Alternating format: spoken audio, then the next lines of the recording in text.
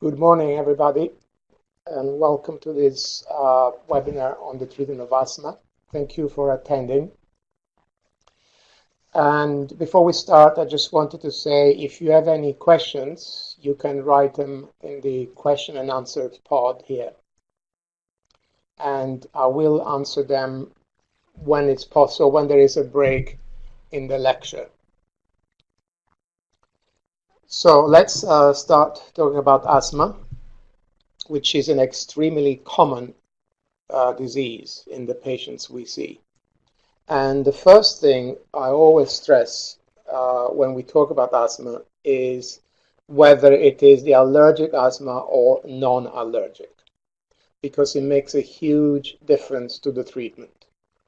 And in my opinion, there are two different diseases, very, very different. And we'll see today what the difference is and what the treatment is.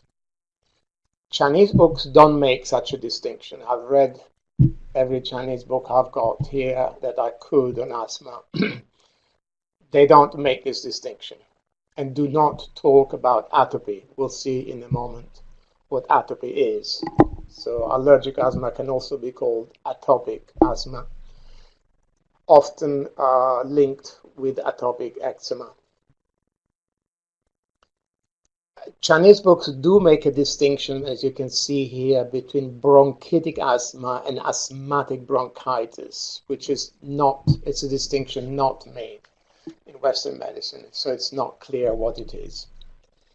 But they definitely do not talk about allergic asthma at all.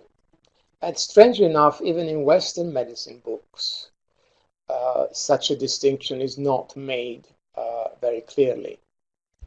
So my talk will be in two parts. The first part will talk about allergic asthma, and the second part, the non-allergic asthma. So let's start by talking about the allergic asthma. With allergic asthma, the patient is very clearly reacting to allergens. There's a very clear connection between the asthma attacks and exposure to allergens.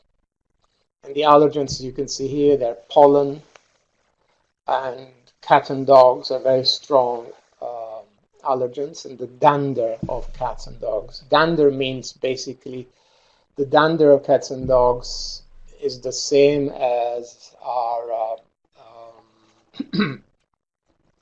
what you get in your scalp when the scalp sheds some skin. And of course, very much house dust mites. That's probably the major allergens. And we'll see in a moment what they are. So allergic asthma occurs in atopic individuals. I'll describe in a moment what that means. But people who have allergic asthma are atopic. They have a constitutional tendency to that, caused by excessive number of IgE antibodies. Notice what it says there.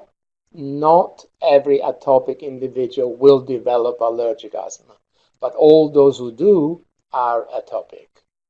So atopy is not a disease, it's a tendency to develop allergic diseases, but you can be atopic and not have allergic asthma. But if you do have allergic asthma, you are atopic. And many years ago, I was struck reading Chinese books because in England, I had very many patients with allergic asthma, many, especially children. As we will see in a moment, allergic asthma is also called early onset asthma. And nearly always, not always, but nearly always starts in childhood. So in England, had a huge number of children with allergic asthma and eczema. And I was struck by the fact that there was nothing in Chinese books that talked about allergic asthma, allergy, what atopy is, and the connection between asthma and atopic eczema. One reason, by the way, is that this disease is much less common in China, much less. Many fewer people in China would be atopic. And in fact, when I was in China 3 or 4 times, I don't think I ever saw a patient, a child with the classic asthma and eczema combination. And maybe we could not know that, but it is quite possible that allergic asthma didn't even exist in the old times of Chinese medicine. It's quite possible. And there are theories about allergic diseases that they are modern diseases due to excessive hygiene. And I will talk about that in a moment.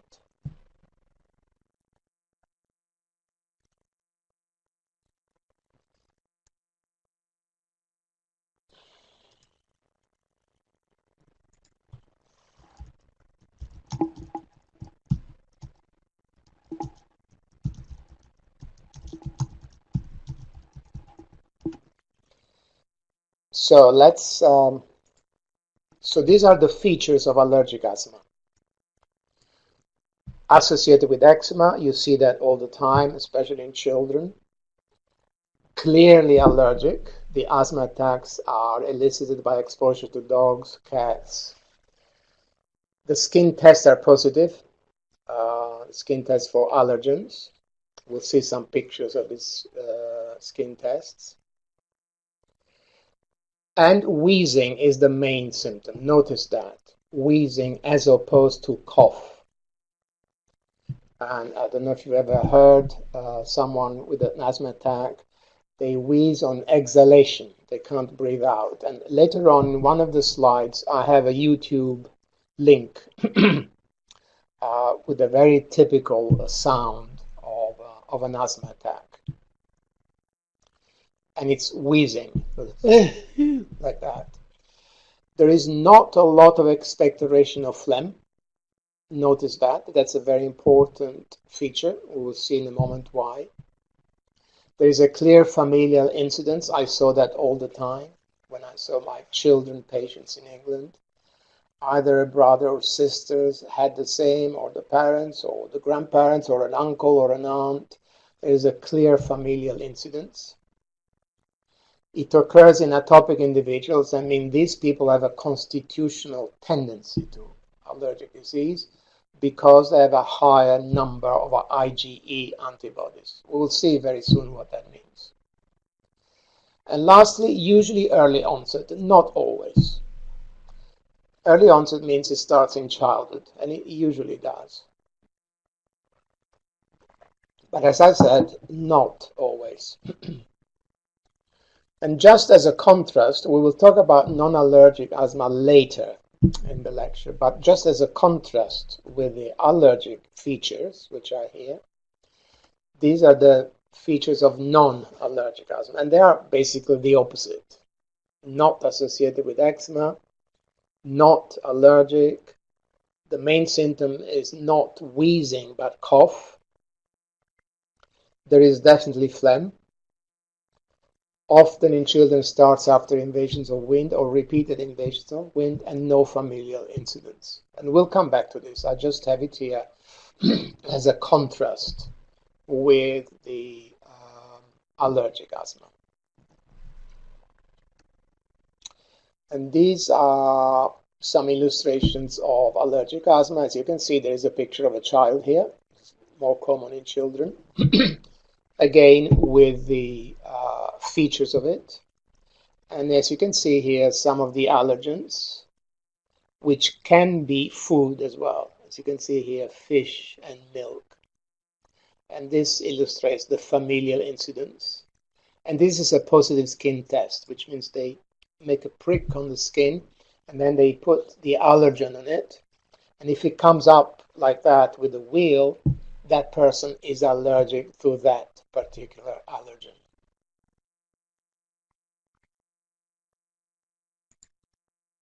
And these are the features of non-allergic asthma. As you can see, there's an adult here, and with the features of it. So let's start talking about allergic asthma. First of all, from a Western medicine point of view, it's very important to understand asthma from a Western medicine point of view in order to treat it with Chinese medicine, because, as I repeat, it's very different than the non-allergic asthma. And I believe that the nature, the features, the characteristics of allergic asthma are not Xiao. I don't know if you've heard of Xiao, but if you read any book on Chinese medicine, whether it's a book from China or from the West, they will say that asthma corresponds to Xiao in Chinese medicine. And Xiao are always mentioned together. That happens a lot with the name of Chinese diseases. There are two words. For example, menorrhagia in women is Beng Lo, two words. But Beng Lo are two different symptoms. Beng is flooding and Lo is trickling. And here, Xiao is actually wheezing, and Chuan indicates breathlessness. And actually, there are two separate symptoms. But of course, they may occur together, and as I said, every single book on Chinese medicine will say that asthma is Xiao. My theory is that non-allergic asthma is Xiao, but allergic asthma is not. It requires a different diagnosis and a different treatment. And that's why I say here, as you can see, I believe the etiology and pathology of allergic asthma to be different than those of Xiao. And the theory of Xiao do not explain the pathology of atopy and the association between allergic asthma and atopic eczema. So let's see what allergic asthma is from the Chinese medicine point of view. And as I said, there is nothing in Chinese books about this. One reason is that it's much less common in China, and probably, I think it's highly likely that it didn't even exist in ancient China. So what does atopy mean? Is a Greek word, atopia, which means alien, which indicates the fact that you're invaded by these alien substances and you react or overreact to them. That's the important thing. People with allergic asthma overreact to these alien substances because we are all exposed to cats and dogs and horses. Most of all, we are all exposed to house dust mites. You cannot avoid house dust mites if you've got carpets, furniture, sofas, armchairs, curtains, beds, of course. They all have house dust mites. You cannot avoid them. But not everybody is allergic. So these people who are atopic are allergic because they have a high number of IgE. We'll see in a moment what that means. It's important to say that you can look at this sentence here. Atopy is not a disease, a tendency to develop an atopic disease, as I said. You can be atopic and not have allergic asthma. But if you do have allergic asthma, you are atopic. Notice what it says here. A third of the population is atopic, but not all of them have asthma or eczema. So that's the meaning of atopy and an atopic individual.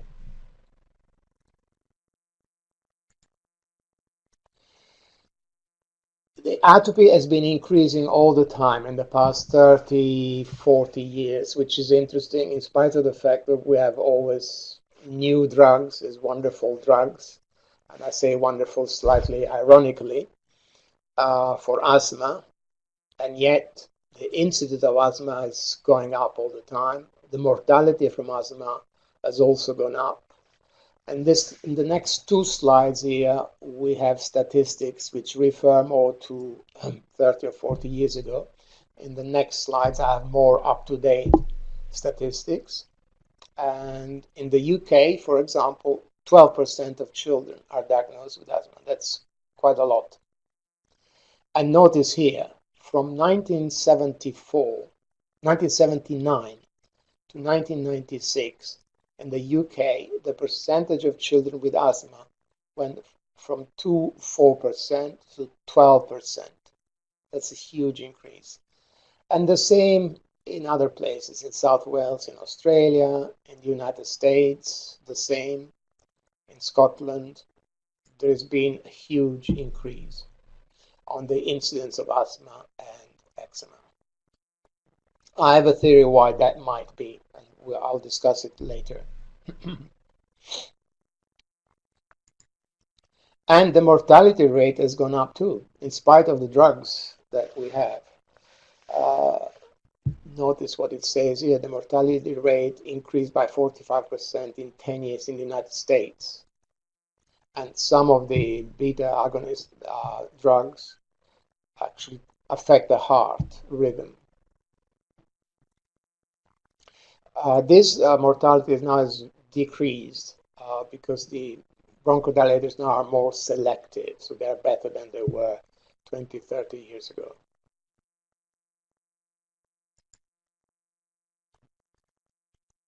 And for example, with more up-to-date statistics, at the moment in the UK, there are 5.4 million people with asthma. That's a lot. One in every 11 people. Every 10 seconds, someone is having a potentially life-threatening asthma attack. In the UK, every day, 3 people die of an asthma attack. So it's a disease with huge social consequences. And one reason why I'm having this lecture is that Chinese medicine actually gives great results, really very good results with the combination of herbs and acupuncture for both types of asthma, the allergic and non-allergic.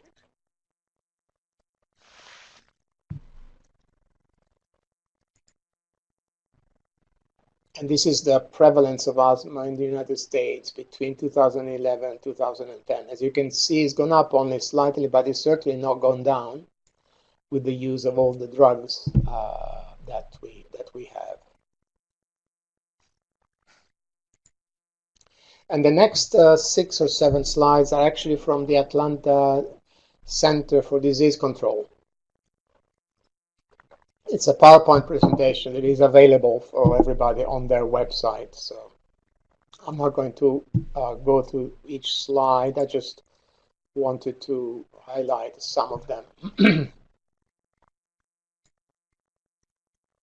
Notice one thing that it says here, and I'll tell you later why I highlight this. Asthma is characterized by repeated episodes of wheezing and breathlessness, chest tightness, and nighttime or early morning coughing. I'm highlighting this because there is a tendency, and in my opinion, a dogma in Western medicine, that any child who has a nighttime cough has got asthma and therefore has to be treated for asthma with bronchodilators or steroid inhalers. I completely disagree with this, and that's why I'm highlighting this, and I will talk more about that later.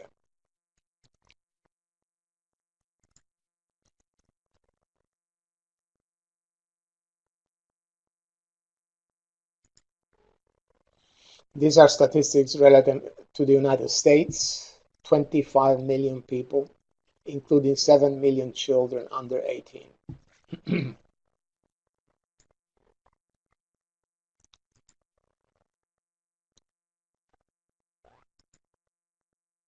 And as you can see here from these graphs, the increase in asthma prevalence all the time from 1980 to 2010. So whatever these drugs do, they certainly don't cure it. I think that Chinese medicine can cure it. I have done it many times, especially with children. Children react very well to Chinese medicine, acupuncture, and herbs. Okay, there are many graphs here. I'm not going to discuss them, and also the incidence of asthma according to race and age, etc., etc. I want to show, this is an interesting graph here. Notice this. The highest incidence is in children from 5 to 14.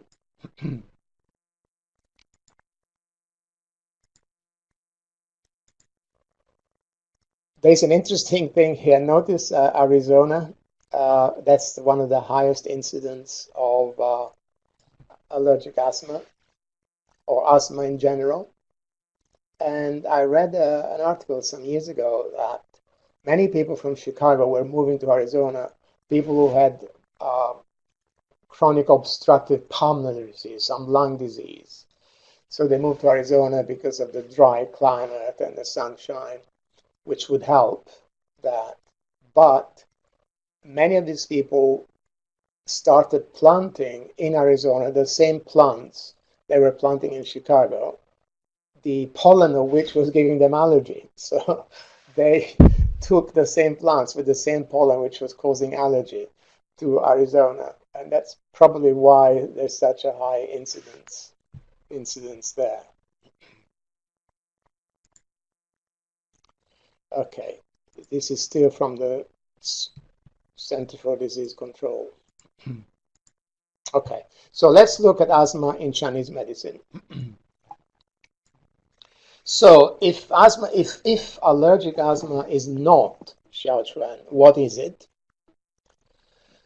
And this is what I have tried to develop in the last 15 years, probably.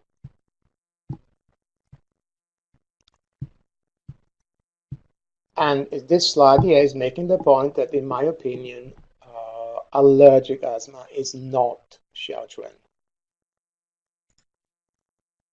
And these are my theses. Xiao and Xuan, first of all, are two different symptoms, basically. And allergic asthma, if it is similar to Xiao, is more similar to Xiao than Xuan, if it is. But in my opinion, as you can see, number 2, allergic asthma does not correspond to either of them. So we're going to look at the pathology and etiology of allergic asthma in Western medicine, the connections or differences, rather, between Xiao and allergic asthma, and a new theory of allergic asthma.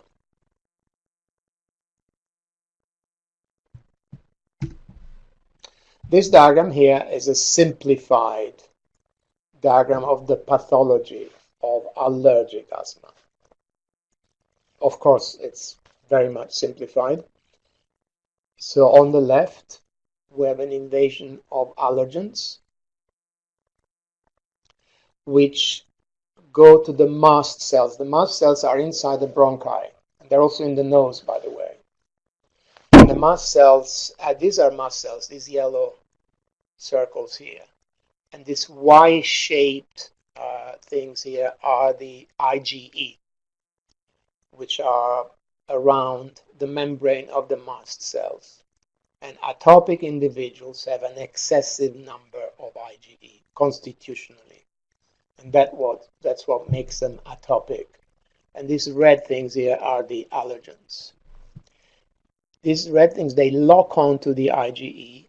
And then because there are so many and because the patient overreacts, notice what it says, this diagram here, it's like the mast cells explodes and releases inflammatory substances, eosinophils, histamine, prostaglandins, and many others. This is very much simplified, this diagram. So this release of histamine, prostaglandin leads to the smooth muscle contraction, i.e. the muscles outside the bronchi. They contract, and because the muscles contract, the bronchi contract, and they wheeze, they can't breathe.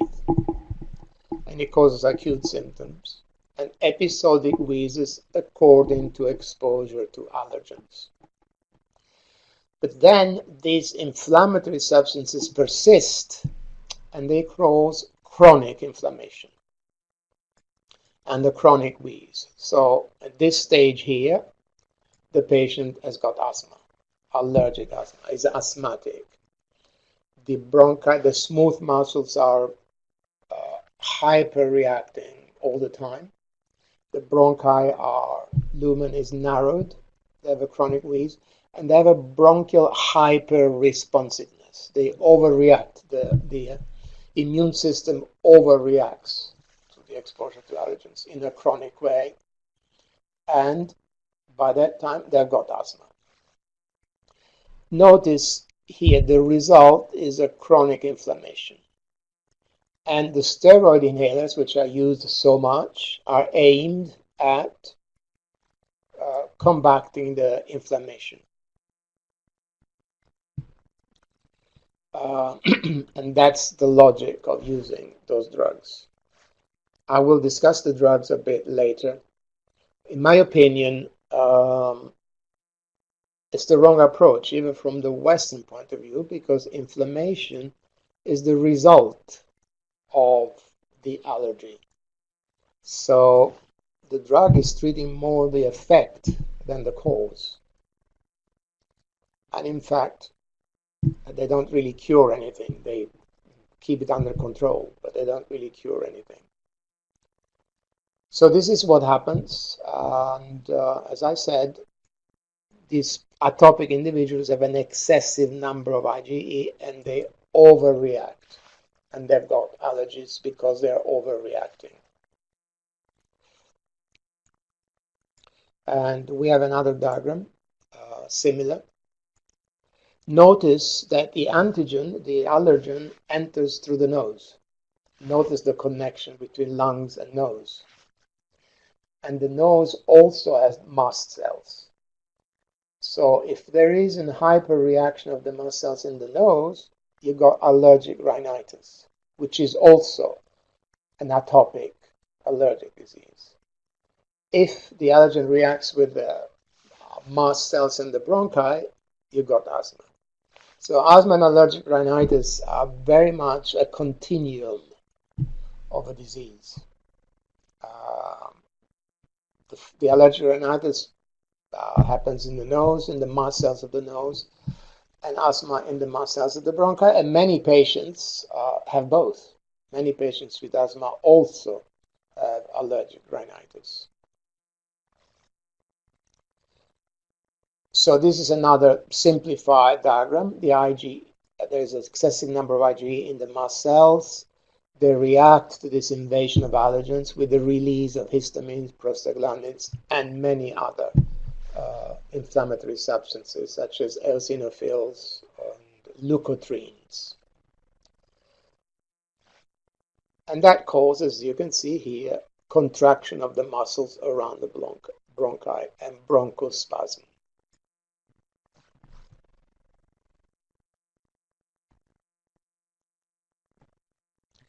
So this is the pathology of allergic asthma. There is an airway obstruction because the bronchi are constricted, as you can see in this picture here. The lumen of the bronchi is smaller than it would be under normal conditions.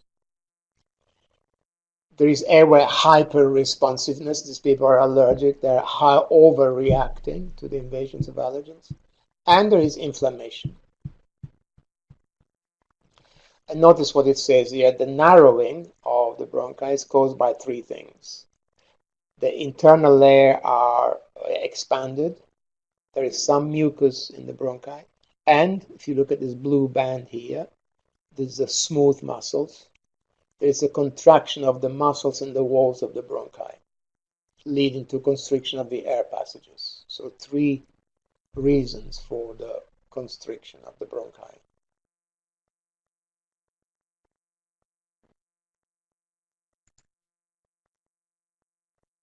Again, in this diagram here, you can see the contrast between a normal bronchiole and an asthmatic bronchiole. Notice this here, the contraction of the muscles, the expansion of the inner layers, and some mucus.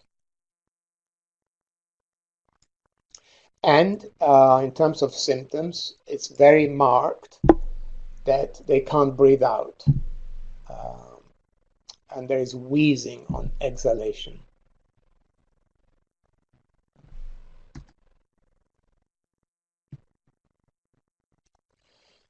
in my opinion, the contraction of the muscles around the bronchi are an important factor explaining the airway narrowing. This, in Chinese, in Western medicine, this is called type 1 anaphylactic reaction. Anaphylactic reaction caused by the IgE antibodies, and only the IgE antibodies produce these allergic type 1 reactions. And they adhere strongly to the mast cells.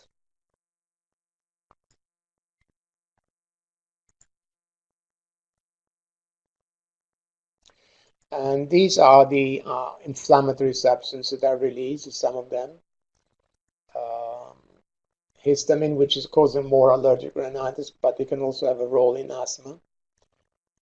Bradykinin, prostaglandins, leukotrienes. Some of the new drugs, for example, for asthma, are based on this anti-leukotrienes drugs.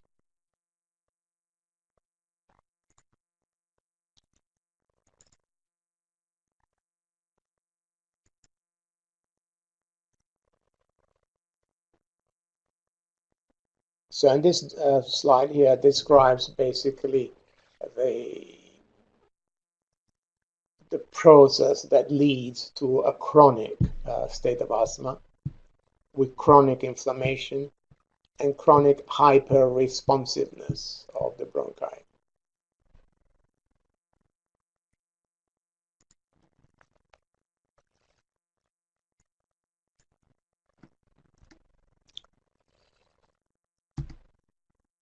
And this diagram also contrasts the normal bronchiole with the inflamed asthmatic bronchiole.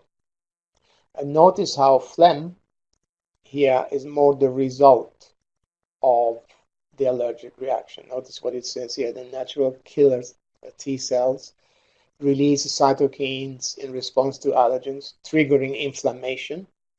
The air passages become inflamed and mucus filled.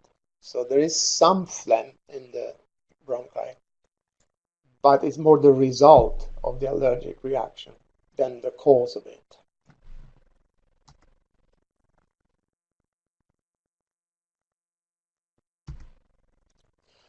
Notice how some of these colorings that many children are exposed to can cause asthma. These are mostly colorings. And 3 of them, as you can see, can cause asthma.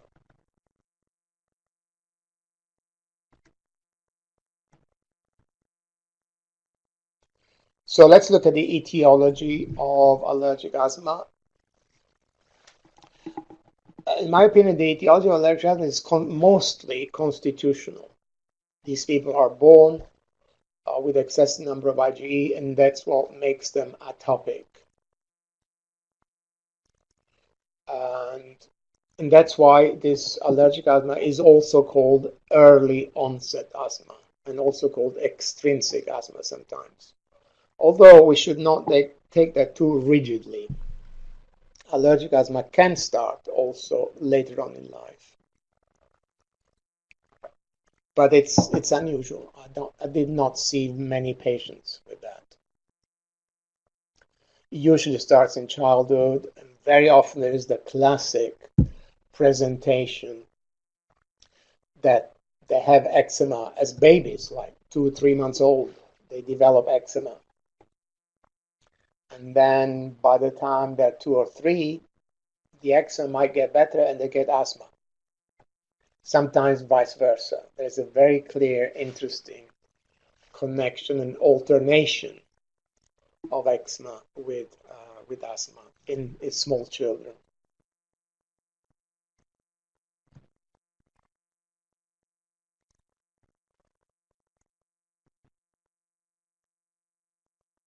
So the primary etiological factor here, as you can see here, of allergic asthma is the allergic reaction rather than the inflammation process, because the inflammation process is the follows from the allergic reaction. So these drugs, corticosteroids, inhaled steroids, in my opinion, are not treating the cause of asthma, they're treating the effect of asthma.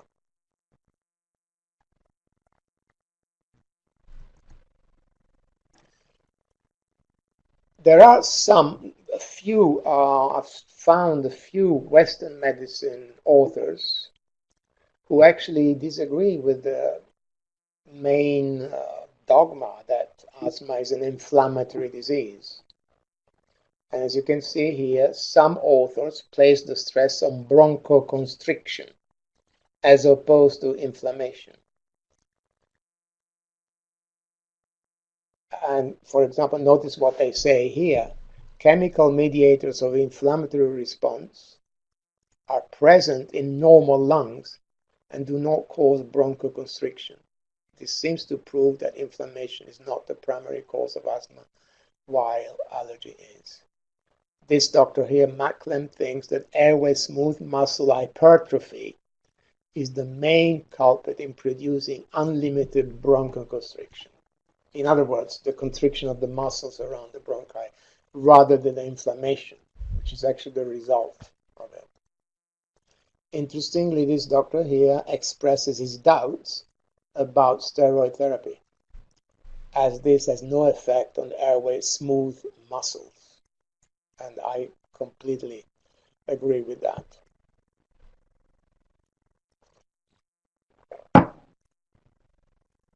This is, I guess, this Macklem is either English or American doctor, but I found this article in an Italian journal on asthma. So this individual have allergic asthma, have a constitutional tendency to it because they have high levels of IgE, up to 6 times higher than normal people, and have a hereditary predisposition. There is a strong familial incidence. And these are some of the allergens.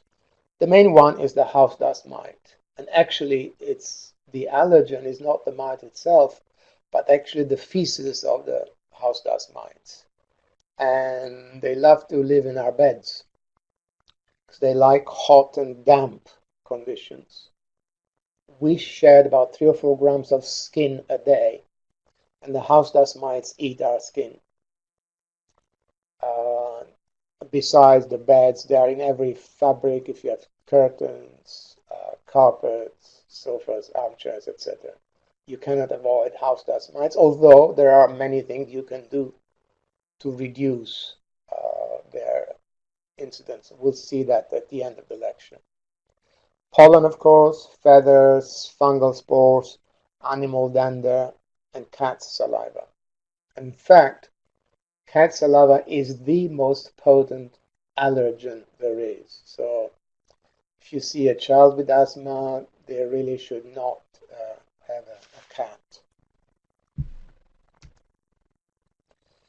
Interestingly, when a person has become asthmatic, they react to other things that are not allergens, like here, smoke, petrol fumes, dust, tobacco smoke, some perfumes, and atmospheric pollutants. These are not allergens, but they are substances that allergic people may react to because they become hypersensitive. And, very important, they react to certain foods. And these are foods that if you're treating a child with asthma, they should not have. Notice is milk there. That we're always told what a great food milk is. Any shellfish, milk, fish, yeast, wheat, and eggs. And the allergens from food reach the bronchi through the blood. And finally, interestingly, people with allergic asthma, a virus can also become, or not become, but can act as an allergen. For example, someone with allergic rhinitis, which is also an atopic disease, if they're getting a cold from a virus, they start sneezing a lot because not only do they have the virus, which is causing a common cold, but the virus is acting as if it were an allergen. So, just to confirm, these people are hypersensitive and the immune system is hyper-reacting. There is an interesting theory as to why allergic diseases should have increased, and that's the hygiene hypothesis, i.e., that our children nowadays, compared to 30, 40, 50, or 100 years ago, live in very hygienic conditions. And they are not exposed to infections, enough to infections in childhood, partly also due to immunizations.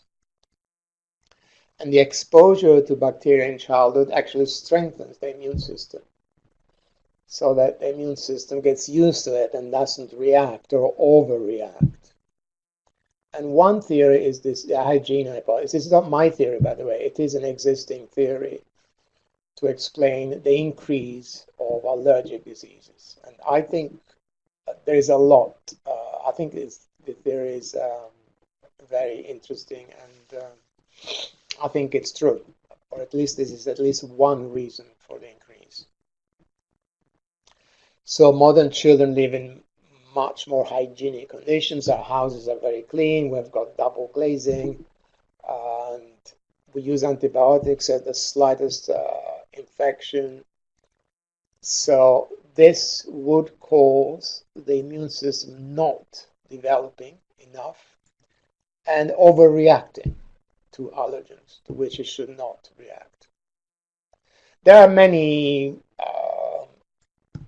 reasons to explain this theory. Well, we can't go through all of them, but one of them is mentioned here in the last paragraph.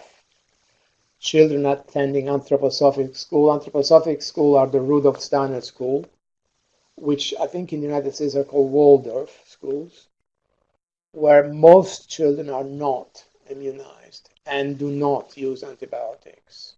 And they have a lower incidence of allergic disease. I also saw a study some months ago that children brought up in farms in the United States have a lower incidence of allergic disease because they are more exposed to bacteria in farms.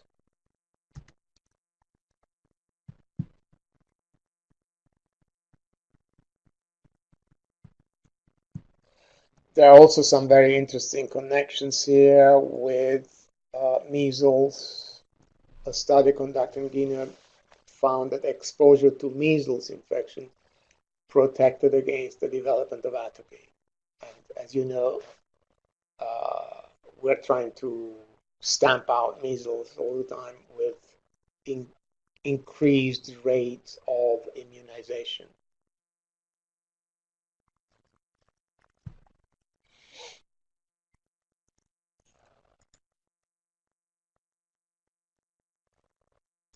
Exposure to at least one course of antibiotics in the first year of life appears to be a risk factor for the development of childhood asthma. This study also forms the hypothesis that growing up in a more hygienic environment with less microbial exposure may increase atopic immune responses and thus development of asthma. I personally think this theory is very interesting, and there is a lot of truth in it. And that's, by the way, probably why there is less allergic asthma in China, definitely. And as I said, probably it didn't even exist in the past. So let's look at the connection or differences between allergic asthma and Xiao. And we're doing this because every book says that asthma is Xiao.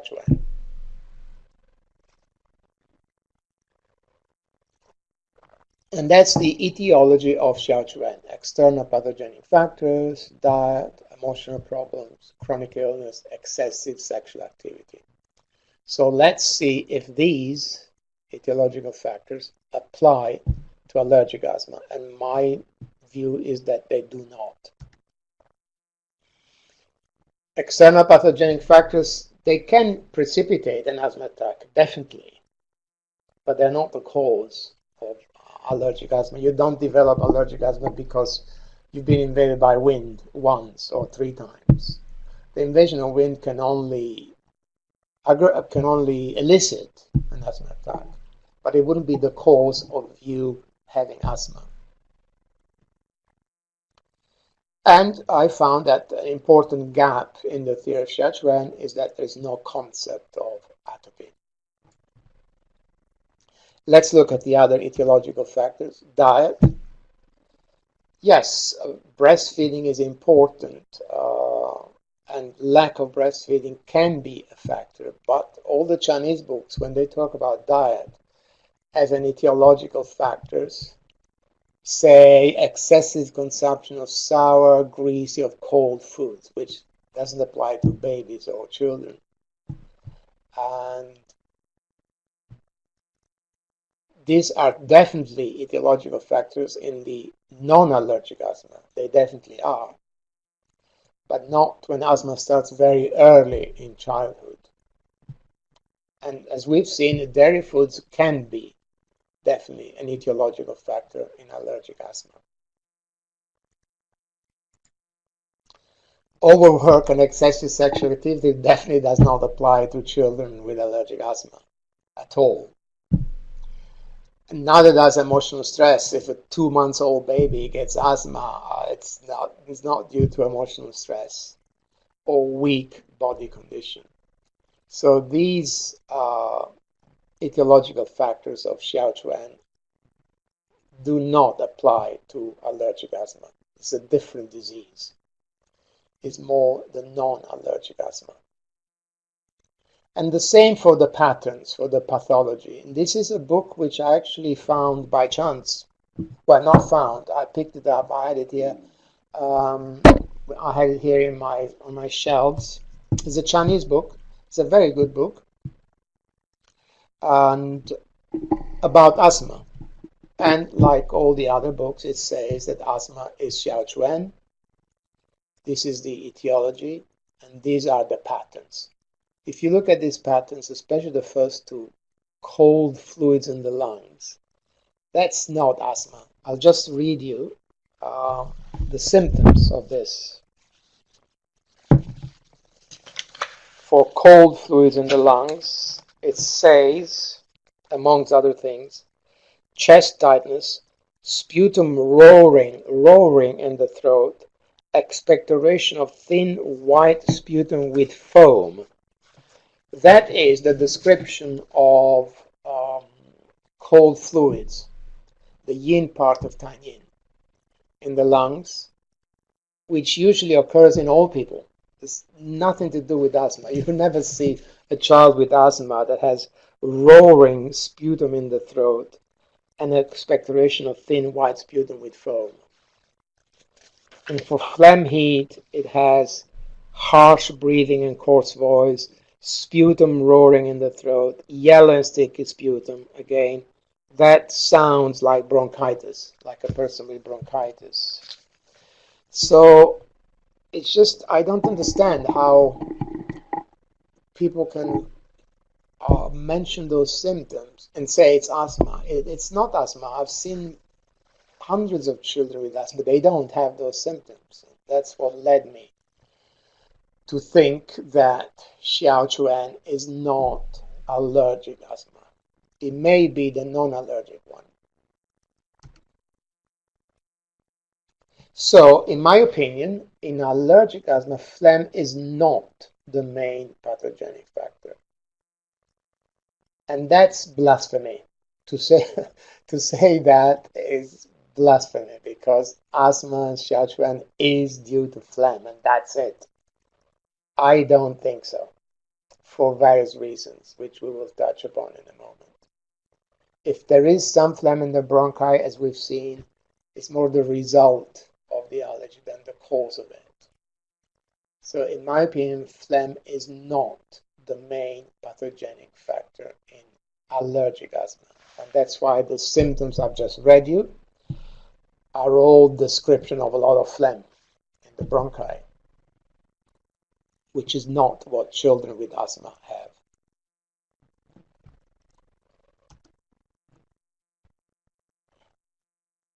In my theory, the wheezing and breathlessness is due to narrowing of the airways, which is due to wind. And that's my opinion. We'll see that in a moment. So the narrowed bronchi cannot be properly cleared of mucus by coughing. So as I said earlier, phlegm is more the result than the cause of the condition.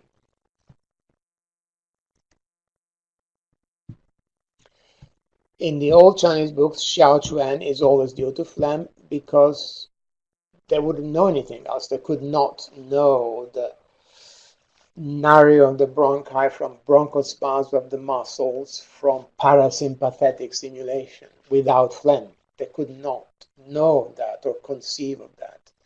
So the narrowing of the bronchi must have been due to phlegm. And which was, as you can see in this quotations in this slide, also the view in Western medicine. But even then, there were some dissenting voices. So, for example, this doctor says, Dr. Bree mistook the effect, phlegm, for the cause. An interesting Dr. Withering here, an English doctor, is the doctor who actually pioneered the use of digitalis, foxglove, for cardiac failure. He said in 1786 that asthma might be cured by living in large rooms from which curtains and feather beds had been removed. So although he could not know the pathology of asthma, but he had his intuition was that removing curtains and those feather beds would help asthma. By the way, many medical discoveries in Western medicine came as much from intuition as research, by the way, which is interesting in the past. Other things that led me to think that phlegm is not the pathology of allergic asthma is the tongue. The first tongue here is a classic tongue showing phlegm. I interpret a swollen tongue, this tongue is swollen, as indicating phlegm. It also has a sticky coating, so it's classic damp phlegm. Notice how when the tongue is swollen, it changes shape as well. It becomes more round than long. And this is not the tongue I see in children with asthma. This is a tongue showing phlegm. In children with asthma, very often you see a tongue that is without coating. And there was an interesting Chinese journal article I read some years ago that says there is a correlation between this type of tongue, i.e. geographic tongue, and allergic disease in children. And you do see this tongue quite a lot in children. Geographic tongue, i.e. the coating is missing in patches or partially without coating.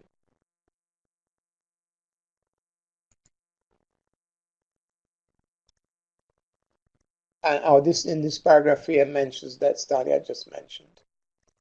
A study in China in atopic children found a correlation between the geographic tongue and the atopic constitution and raised level of IgE. Moreover, this author related the atopic constitution to a kidney deficiency, as I do, as we will see very soon. I relate the atopic constitution also to a kidney and lung deficiency. And by the way, as we will see very soon, my theory of allergic asthma does have some Chinese voices as well. Some Chinese doctors actually do have similar ideas, and we will see that very soon. Another thing that would seem not to relate to phlegm is X-rays. X-rays have no diagnostic value in asthma because they have no phlegm. And this particular doctor, a Chinese doctor, seemed to have a similar ideas when he talks about the difference between Xuan and Xiao.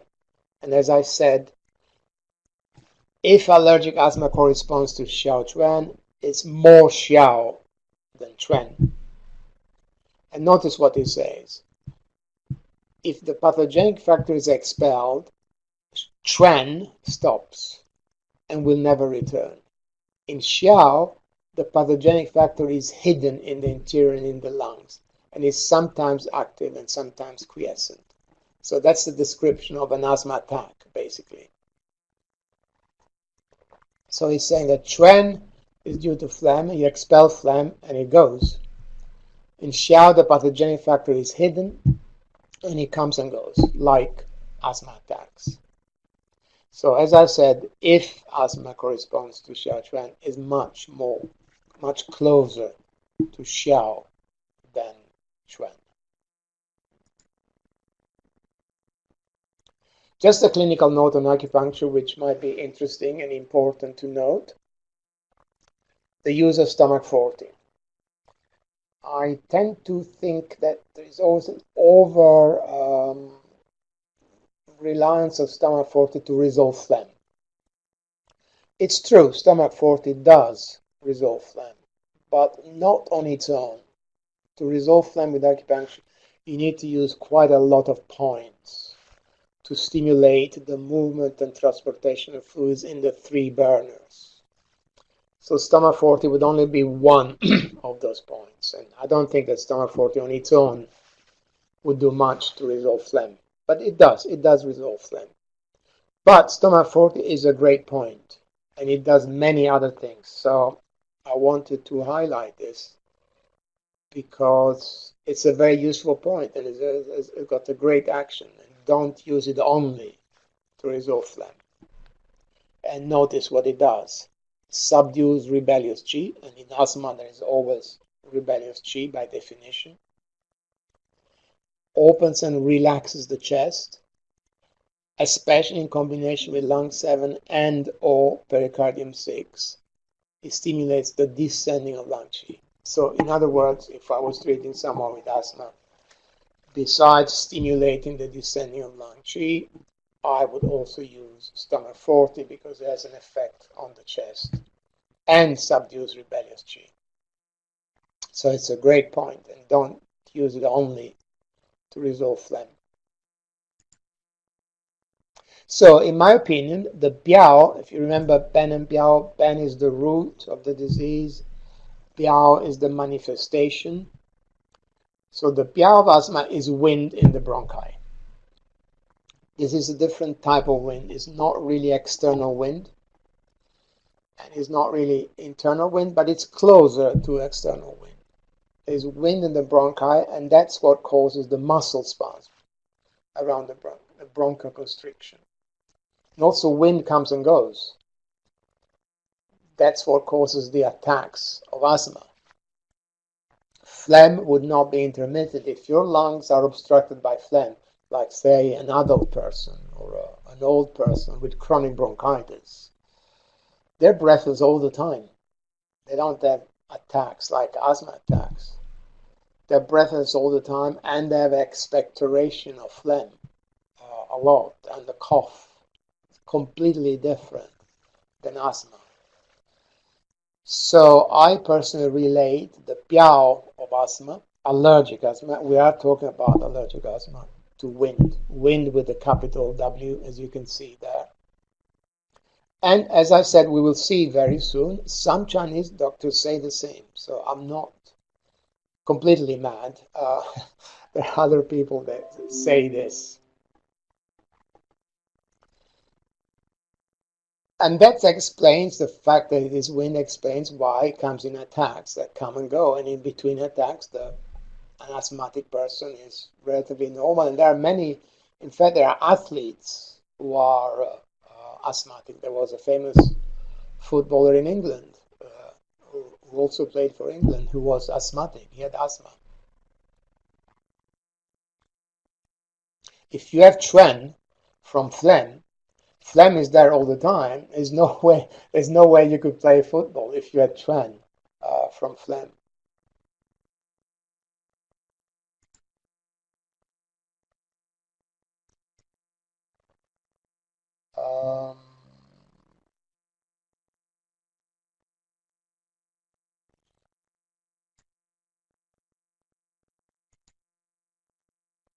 So as I said earlier twice, mucus or phlegm is more the result rather than the cause of allergies.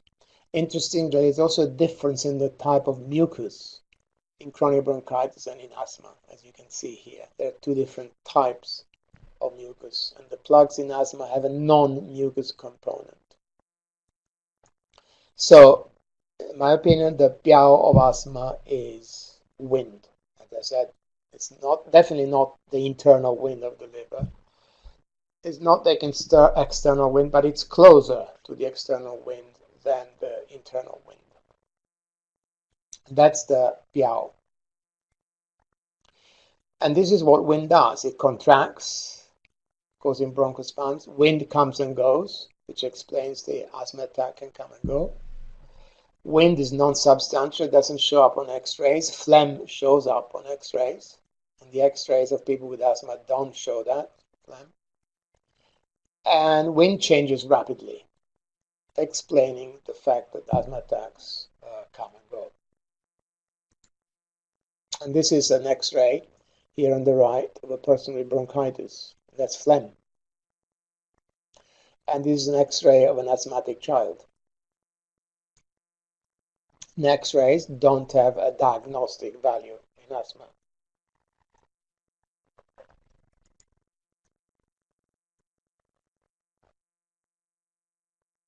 So, as we've seen earlier, the etiology and pathology of Xiao do not really explain allergic asthma at all.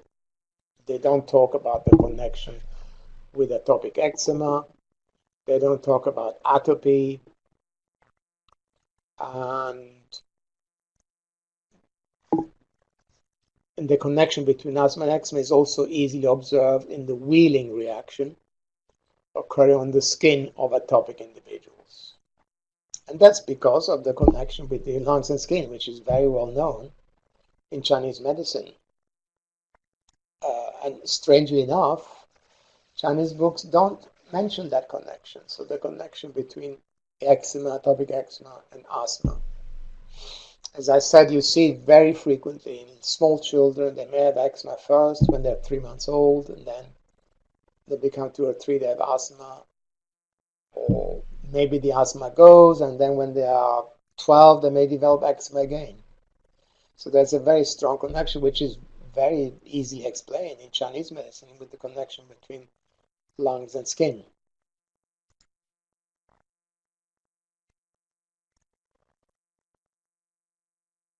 Interestingly, Chinese books do correlate allergic rhinitis to wind. They do, which is interesting. It's that they would relate allergic rhinitis to wind and asthma to phlegm, which doesn't make sense because from the Western point of view, from the allergy point of view, allergic rhinitis and asthma are almost the same disease. The only difference is that in allergic rhinitis is the mast cells in the nose that react, and in asthma it's the mast cells in the bronchi that react. And indeed, very many people with asthma also have allergic rhinitis. So, in my opinion, they are both related to wind, the Xiao of asthma.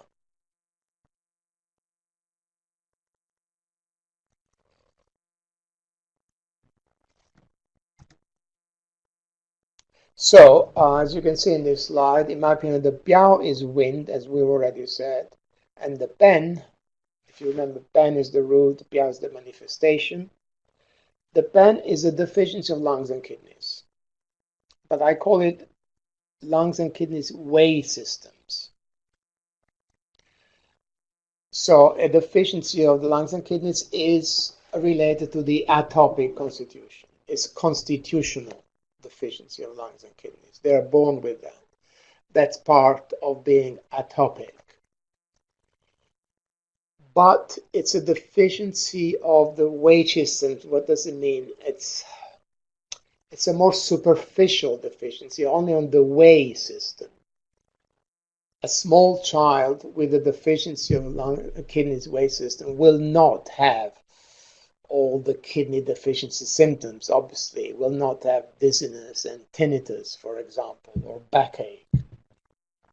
It's different. It's a deficiency of lung and kidneys, but only the Wei system. And the Wei system, because in atopic individuals, is the defensive Qi, and it overreacts to the invasion of allergens. So the wind is lodged in the bronchi, which is the Xiao, because of the deficiency of lungs and kidneys. And I always tonify lungs and kidneys in an allergic child with asthma, and even with eczema. And I'll show you the treatment in a moment. And the Wei Qi, by the way, we don't have to go through all this long discussion, but Wei Qi is related to the kidneys. I don't know whether you're familiar with that concept or not. I have written about this a few times. Wei Qi, of course, is related to the lungs. The lungs spreads Wei Qi to the whole body and to the skin and to the space under the skin where it performs that protective role, but the original Wei Qi is actually in the kidneys. And there are some passages in the Neijing that say that. For example, a very well-known passage is one from chapter 18 of the Ling Shu. It says, Ying Qi emerges from the middle burner and Wei Qi from the lower burner. So the kidneys and kidney yang. Which makes sense because Wei Qi is a yang type of Qi, is on the exterior, and it has its root in kidney yang. So in other words, if I want to strengthen Wei Qi in a person who's always getting colds, yes, I do tonify the lungs, yes, because the lungs is related to the Wei Qi, but I also tonify the kidneys. And that's what I do to treat the Ben, the root of these people with allergic asthma. We will see in a moment when do I treat Ben, when do I treat Briao, when do I treat both, and with what.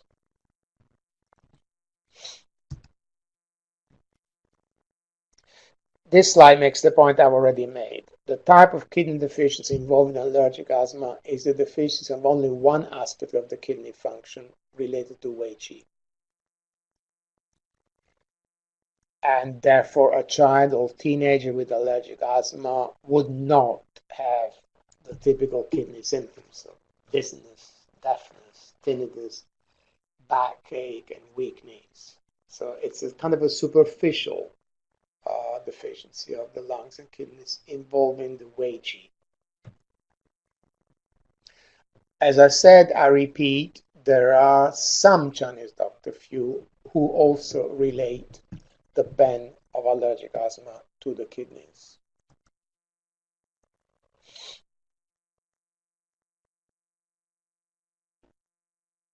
The theory of Xuan does talk about kidney deficiency still, but in a completely different context. When you have Xiao or Xuan for a long time, for many years, eventually it affects the kidneys and you get the kidney deficiency. It's a completely different thing. So it's a kidney deficiency that is the result of a chronic pathology. But in the theory of allergic asthma, the kidney deficiency is there from birth. But obviously a baby cannot have a kidney deficiency with dizziness and deafness and backache, of course. It's a kidney deficiency, what I call, of the Wei Qi system.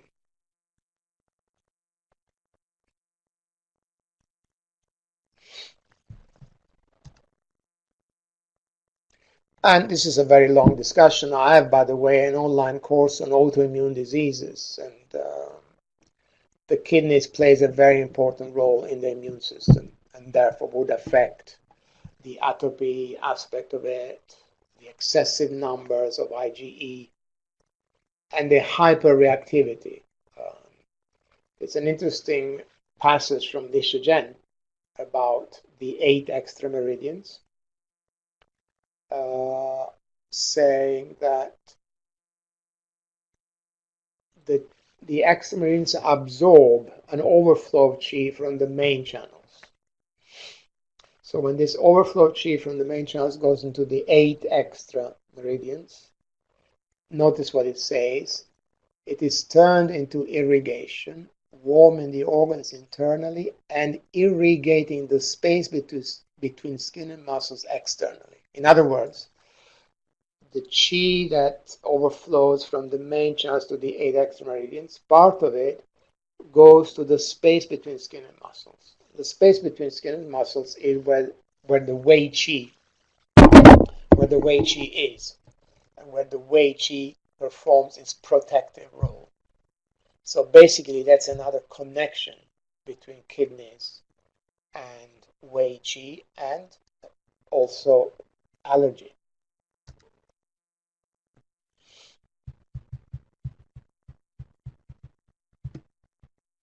And there's an interesting connection with Western medicine, because all the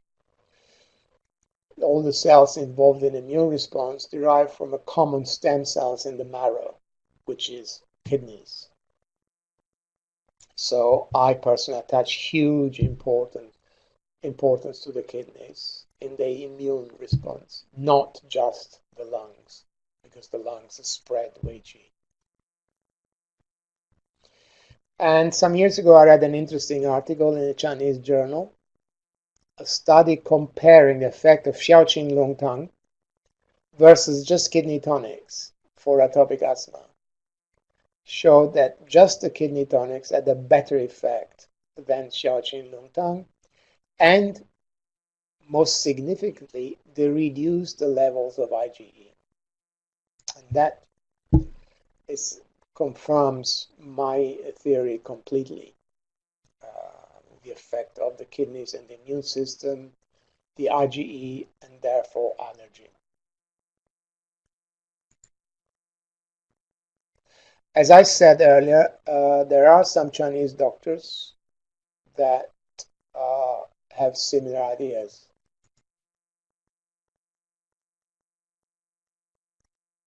I've lost the green arrow here.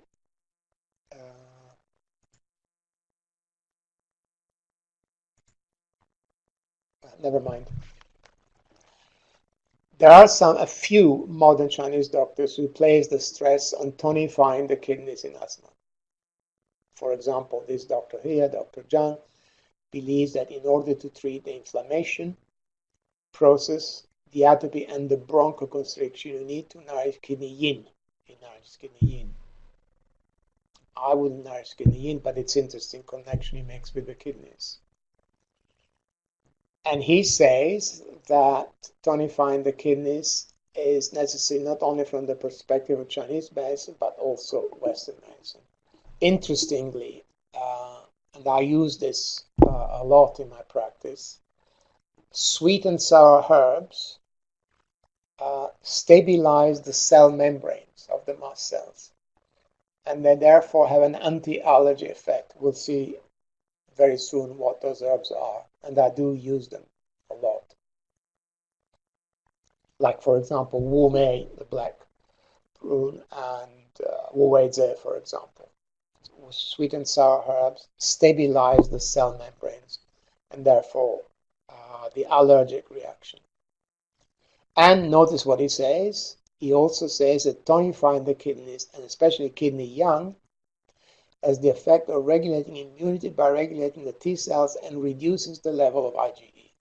And I totally agree with this view. And that's what I do in my practice, and it does work.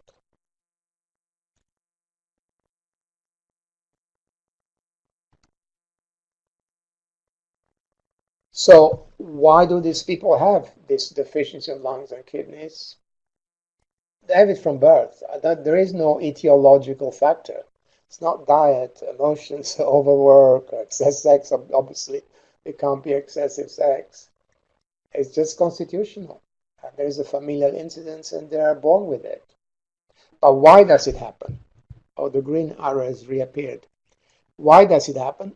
In my opinion, you can see the list here, A, B, C, and D. One is completely hereditary, constitutional. B, problem during pregnancy.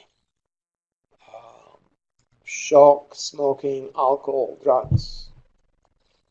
C, a problem at childbirth, such as fetal distress, induction, premature cutting of the umbilical cord. And D, immunizations.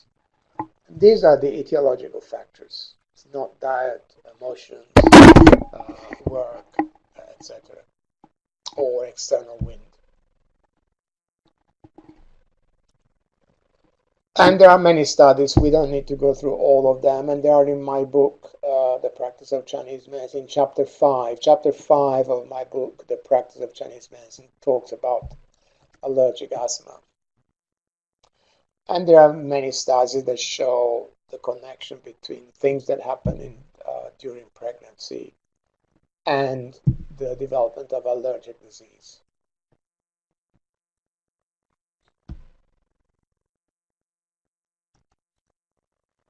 Also, an interesting factor is also the premature cutting of the umbilical cord. Very interesting, this, because I advanced this hypothesis like 10 years ago, probably more, when to say that you should wait before cutting the umbilical cord was like old wives' tales.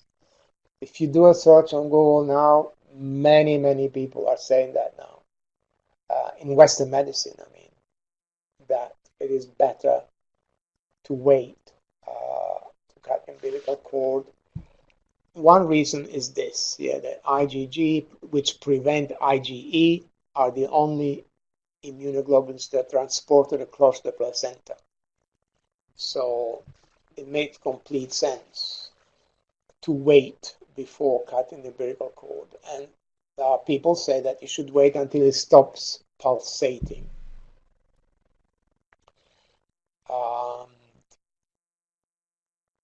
By the way, Dr. Kiko Matsumoto also has the same view, that the premature cutting of the umbilical cord may play a role in the development of allergic disease.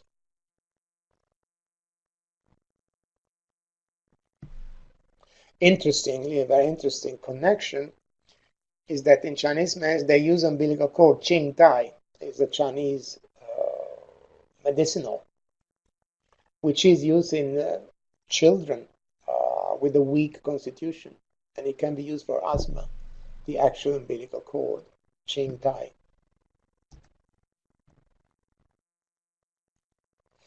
Another interesting connection that some doctors inject placenta extract for asthma in lung 6, stomach 14, bladder 23 for allergic asthma. So basically what happens to us in the uterus has a huge influence on our constitution. And interestingly, if you read the last paragraph here, in ancient China, an individual's life was divided into either 9 stars or 12 branches. And gestation influenced 4 stars out of 12. 4 branches out of 12, or 3 stars out of 9, i.e., in both cases, 1/3 of our life.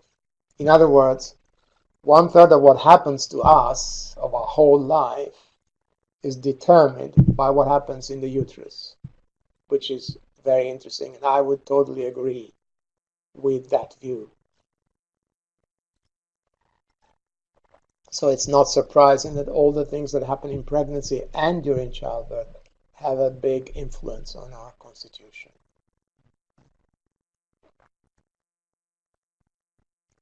And of course, immunizations, in my opinion, also they have a detrimental effect on our immune system, and they may play a role in the development of allergic disease, allergic asthma.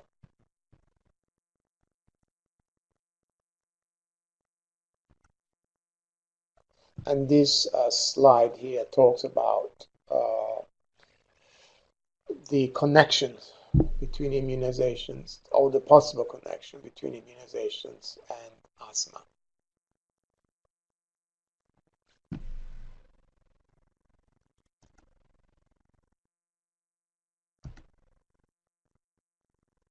So the deficiency of lungs and kidneys, what I call waste system, plays a role in the pathology not only of asthma, but also atopic eczema, because of the obvious connection that we know between lungs and kidneys, and the Po and the Jing. The Po, which resides in the lungs, is described as the entering and exiting of Jing. So people with this allergic constitution, the Jing is affected, the kidneys are affected, and because the Po is the entering and exiting of Jing, there is a pathology of the Po as well, and pathology of the Po means pathology of the skin. The Po is very much related to skin. For example, some of the ancient doctors said that Po is also responsible for itching. For example, Jian Jebin, since in the beginning of life, as a baby, ears, eyes, and heart perceive, hands and feet move, and breathing starts. This is due to the Po. The Po can move, pain and itching can be felt. So for us, it's a very obvious connection between the kidneys and the lungs, and between Jing and Po. That explains the fact that these people have both allergic asthma and eczema.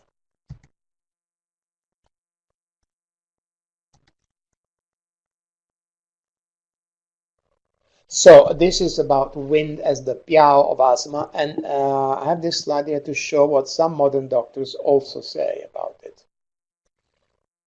For example, this doctor from Nanjing, Dr. Hu Lie, calls allergic asthma chest wind, which is very interesting, Xuan Feng.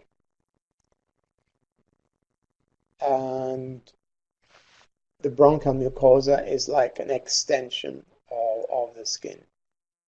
So when wind invades the skin, it may invade the bronchi and cause bronchospasm.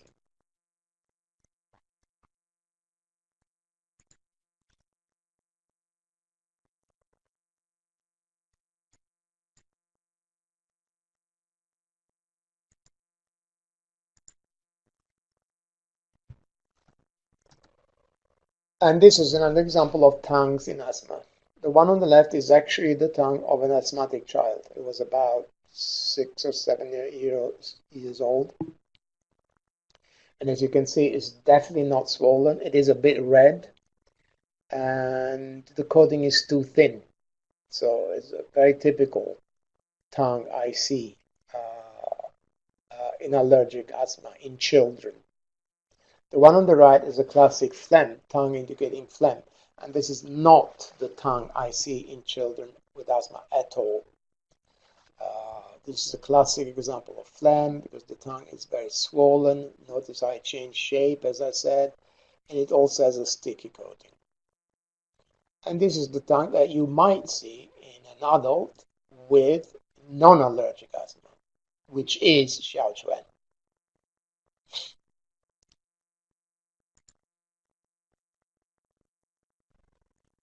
Interesting, the Chinese idea of wind could be compared to allergens or bacteria and viruses as well. This is the character for wind, feng, and inside here there is a worm or an insect, which could be like an old representation of a bacteria or a virus or an allergen.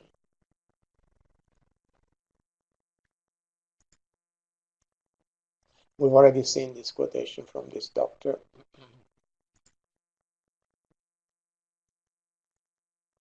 So the piao is wind, which we need to expel, and that's why when I treat asthma, I use a lot of herbs that expel wind. some of the same herbs that you would use in external wind, like Phlegm Tongue, for example, the burella or Sapochnikovia. And to treat the Xiao, I expel wind, and to treat the Ben, I tonify lungs and kidneys. Interestingly, sometimes asthma attacks are preceded by itching of the neck, which would confirm wind.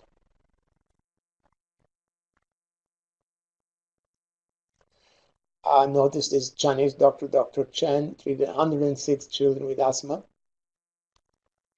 with this decoction which tonifies the lungs, expels wind, and restores the descending of lung qi. Notice Phlegm Tongue, which expels wind. Notice the kidney tonics, such as Shu Di Huang and the placenta, Ze He Che, and this mushroom, Dun Chung Xia Chao.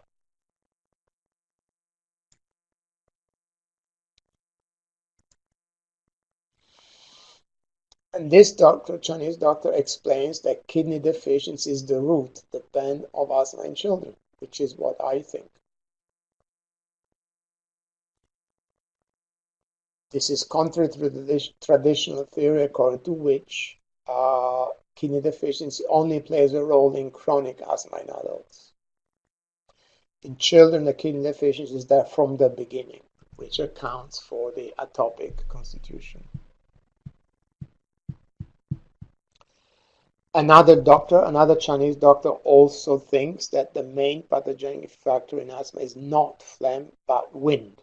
So interestingly, there are very few Chinese doctors who think the same. Notice what he says. He says that allergic asthma is due to the invasion of allergens, which he compares to wind, to the Chinese medicine wind.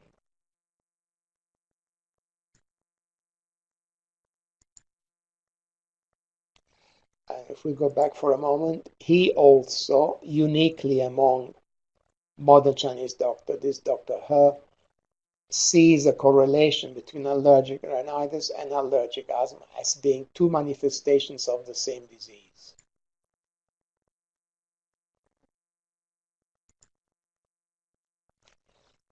I'll just check a question. There's a question on tongue diagnosis, which is important. Phlegm in tongue diagnosis is related more to the swelling of the tongue. We go back quickly to that tongue.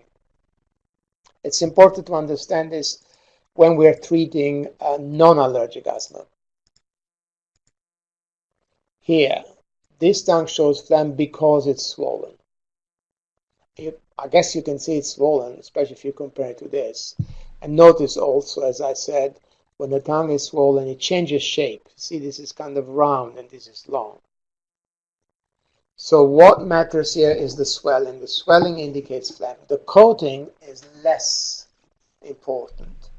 This coating is sticky, so that would be damp phlegm. Sticky indicates dampness.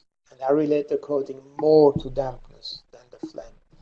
And the swelling of the body more to phlegm than dampness. So this will be typical damp phlegm.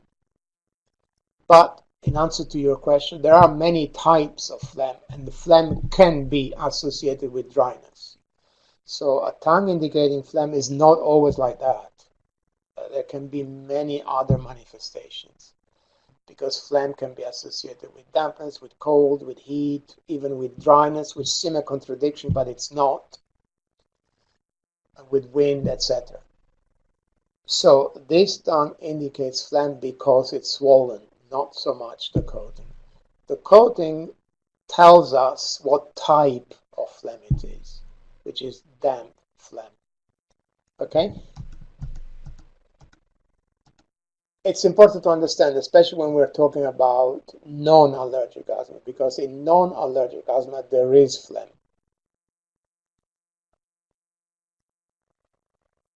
So I was talking about this doctor that sees allergic rhinitis and allergic asthma as two manifestations of the same disease, which they are. He says when the allergens settle in the mast cells of the nose, you have allergic rhinitis, sneezing and itchy nose. When they settle in the mast cells of the bronchi, you have asthma. And many people, as I said, have both.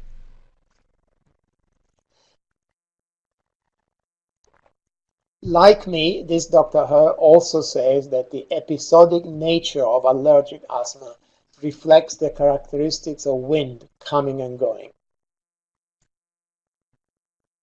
He also relates the narrowing of the airways from bronchospasms to wind. Wind contracts. Although it is a different type of wind, another doctor recommends the use of insects to treat acute asthma. And these are an example of them. So the patterns of allergic asthma are very simple. There is a kidney and lung deficiency, which I call Qi system deficiency, which I always treat. And during attacks, lung Qi is not descending, and it presents with symptoms of wind cold or wind heat. We follow the same principle as usual as in any disease. In the acute stages, you treat Xiao, i.e. expel wind, restore the descending of lung Qi, as you can see there, number 1. When the attacks are frequent, so here in number 1, I mean an actual attack. If you see a patient comes in with an actual attack, then all you do is restore the descending of lung Qi and expel wind. Use herbs that expel wind. If you see a patient not when he has an actual attack, but in a period of time when the attacks are frequent, and I often judge it from their use of the inhalers. If they use the inhaler twice a week or 3 times a week or even only once a week, I would call that a period of time when the attacks are frequent. When the attacks are frequent, number 2, I use both. Treat the Xiao, expelling wind and restoring the descending of lung Qi, and treat the Ben. Number 3, in a period of time when the attacks are very infrequent, I generally speaking treat primarily the Ben. But if I was using a herbal prescription, let's say 80% of it would be a tonic, lungs and kidneys. But there would be still some herbs to expel wind and restore the descending of lung Qi.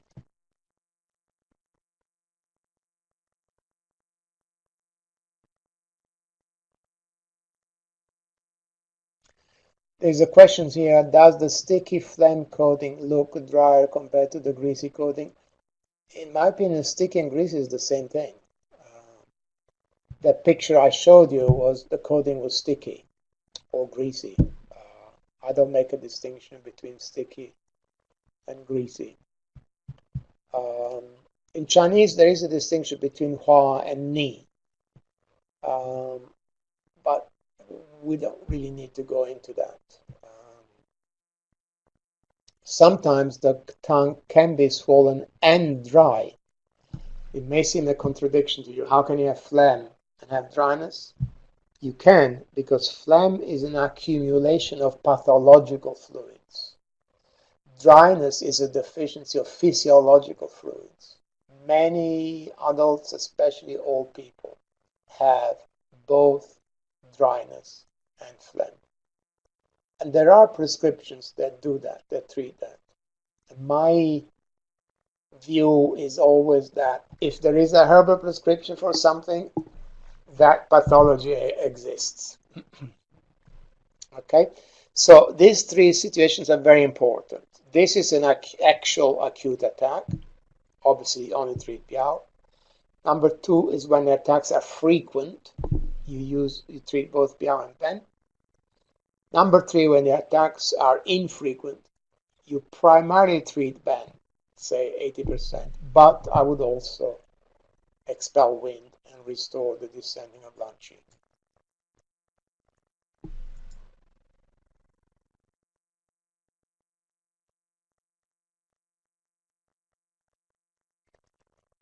Can we use the same treatment for an asthmatic suffering from lung cancer? No, absolutely not. My webinar before the last one was about cancer. It's a huge, huge subject. But the answer to your question is definitely no. It will not be the same treatment.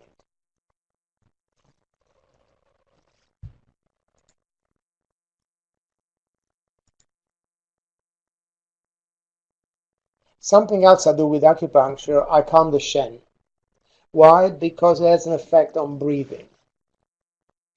I calm the Shen, for example, with Heart 7, for example, or Pericardium 6.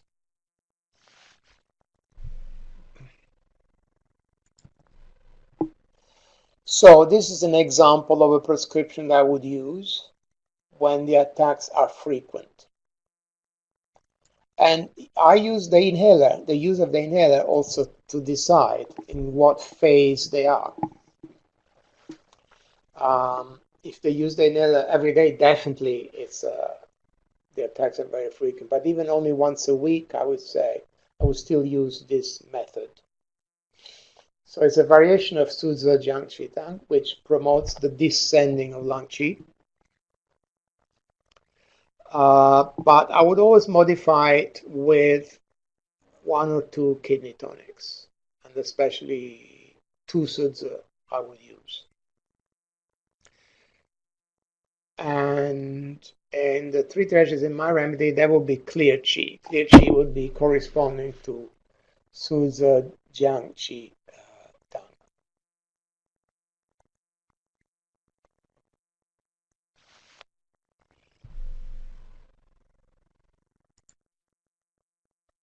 When the attacks are infrequent, I treat primarily the band, but as I said, always we treat the biao as well.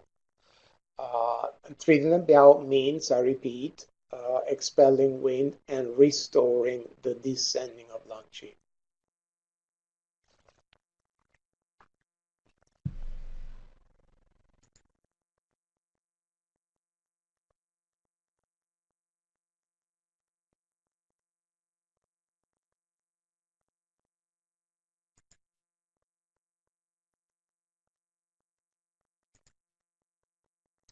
Okay, let's go on. Can you combine our treatment with inhalers? Definitely. Definitely. I've never found any bad interaction at all. So they can use their inhaler, they don't have to stop it. Obviously, they will reduce it as they get better with the treatment, with acupuncture and Chinese herbs. They will reduce it automatically. And acupuncture, by the way, is great for asthma. And both for the acute attack and for the chronic stage. So I definitely always use both, some herbs and acupuncture.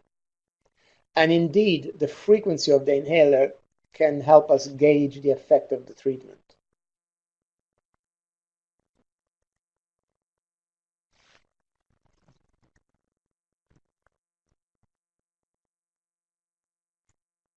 And going back for a moment, when I say tonify the kidneys, there could be variations. It could be more kidney yang. Sometimes it could be more kidney yin.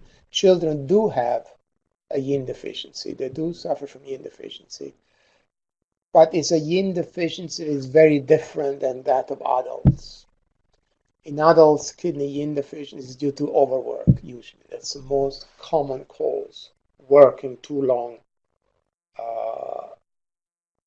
And that's the most common cause in adults. In children, the kidney yin deficiency often derives from a febrile diseases. They have an invasion of wind heat, which goes to the Qi level with heat and fever, and that weakens the yin or burns the yin, and especially if they have 2 or 3 of those infections. So children do get yin deficiency for very different reasons than adults.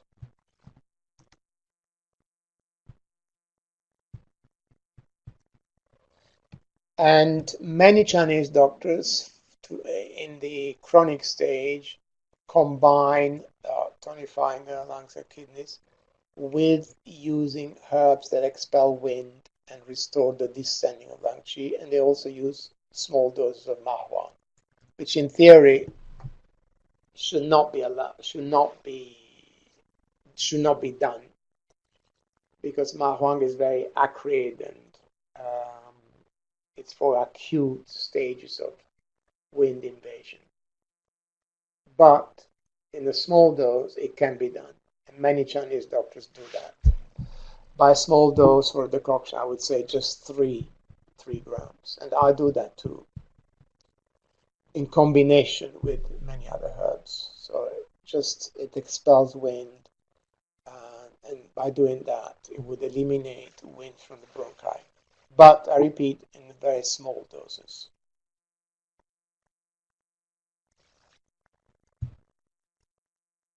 And some modern doctors use Danshen, salvia, which modern research also shows that reduces the levels of IgE.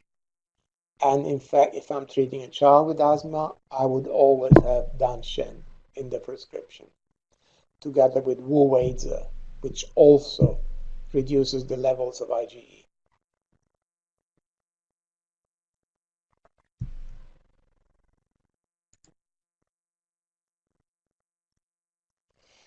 To tonify the kidneys, I use Tusudze a lot, Dujun, Shudi.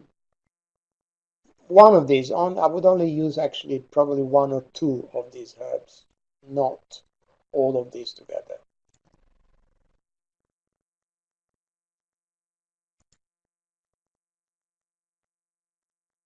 And these are important herbs to stimulate, to restore the descending of lung qi, or expelling wind.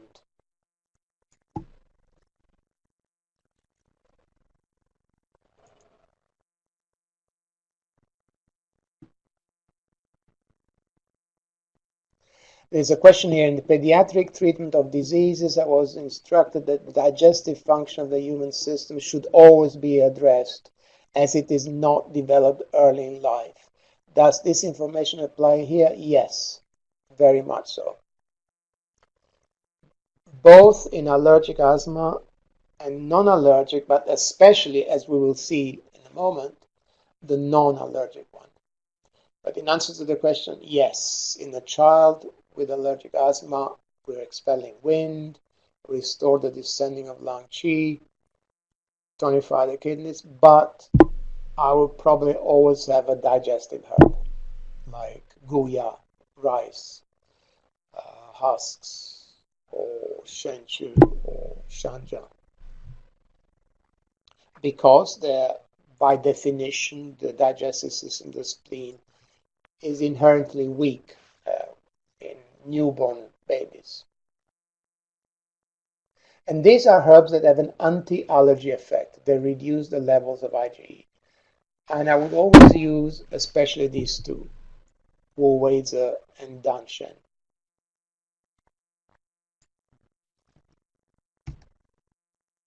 These are an example of acupuncture points that I might use to restore the descending of lung qi and tonify the kidneys, as you can see.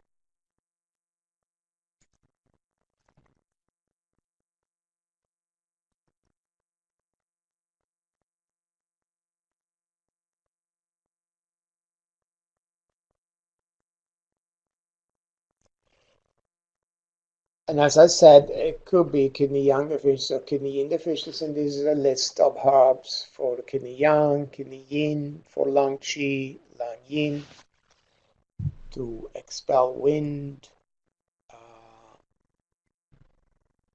make lung qi descend, anti-allergy herbs. So my prescription would have a combination of these herbs, and this one on the right is an example. Tusudze to tonify the kidneys, Mamendung to tonify the lungs, Utaro also tonifies the kidneys and the lungs, Phlegm Tongue expels wind, Xingren and Suze restore the descending of lung qi, Wu-Weizi, reduces the level of IgE. Xuan calms the mind, which will help breathing, and Xiao. And to treat the pen with the 3 directions, I use the herbal sentinel, which could be yin or yang. And to treat the piao, I use clear Qi.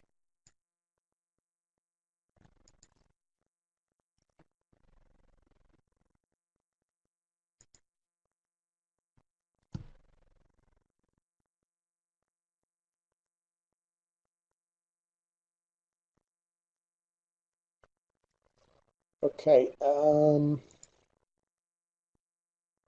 so these are the aims with acupuncture, the aims of the treatment.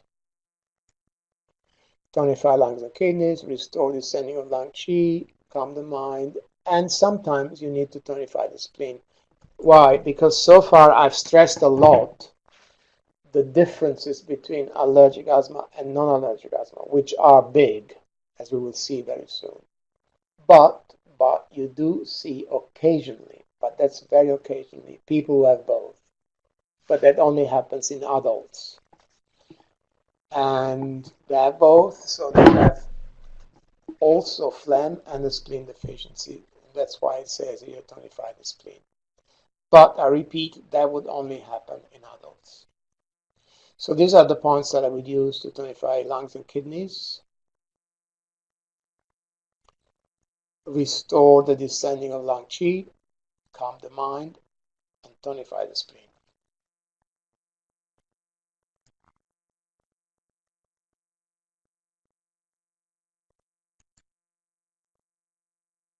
And this is in fact a case history. Probably not a good choice, because this is a complicated case history of a mixture of allergic and non-allergic asthma, which is not common at all.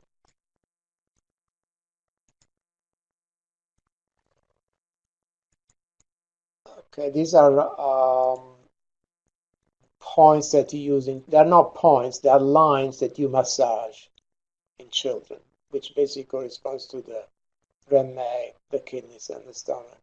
And this is the bladder channel. By the way, the younger the child, the more they will react to massage. So in babies, for example, you can use those points just with massage rather than acupuncture. So we'll briefly talk about allergic rhinitis, and then we have a short break. There is a question, would you use all the points in the treatment? That's a good question. It's good you asked it. Whenever I write a list of points in my books too, they are not point prescriptions. You don't need to use all. They are points from which you can choose. If we go back to this, you can choose from these points. These are not point prescriptions. So in answer to your questions, no, you do not use all those points necessarily at the same time. For example, here to calm the mind, you've got do 24, heart 7, do 19, REM 15. You can use just heart 7. That will be enough. Okay, so that's the answer to your question, which applies also to everything I write and in my books too. When I have a list of points, they are not point prescriptions. I'm not going to spend too long on allergic rhinitis. I just wanted to say a few things and then we have a short break. It's basically the same disease as allergic asthma. In allergic asthma, it's the mast cells in the bronchi that overreact. In allergic rhinitis, it's the mast cells in the nose that overreact. And indeed, many people have both. Many people with asthma also have allergic rhinitis. And these blue ones are the mast cells, and the yellow ones are pollen. By the way, if you have allergic rhinitis just in the spring and summer, your allergen is pollen. And there are many, many different types of plants, and the plant you're allergic to determines when you get the rhinitis. It could be in April, in March, or it could be in June. It depends on which plants you're allergic to. If you have rhinitis all the time, the whole year, then it's the house dust mites. You're reacting to house dust mites.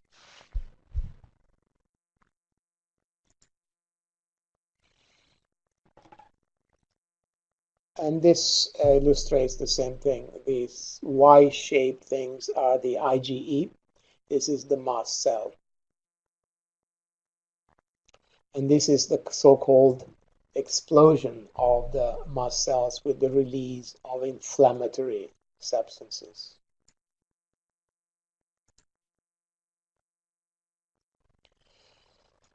There's another problem here. All the books say that allergic rhinitis is BUN.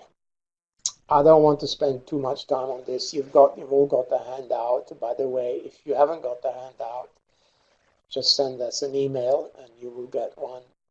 But we did send it to everybody. Again, just like allergic rhinitis does not correspond to Xiao. Sorry, allergic asthma does not correspond to Xiao.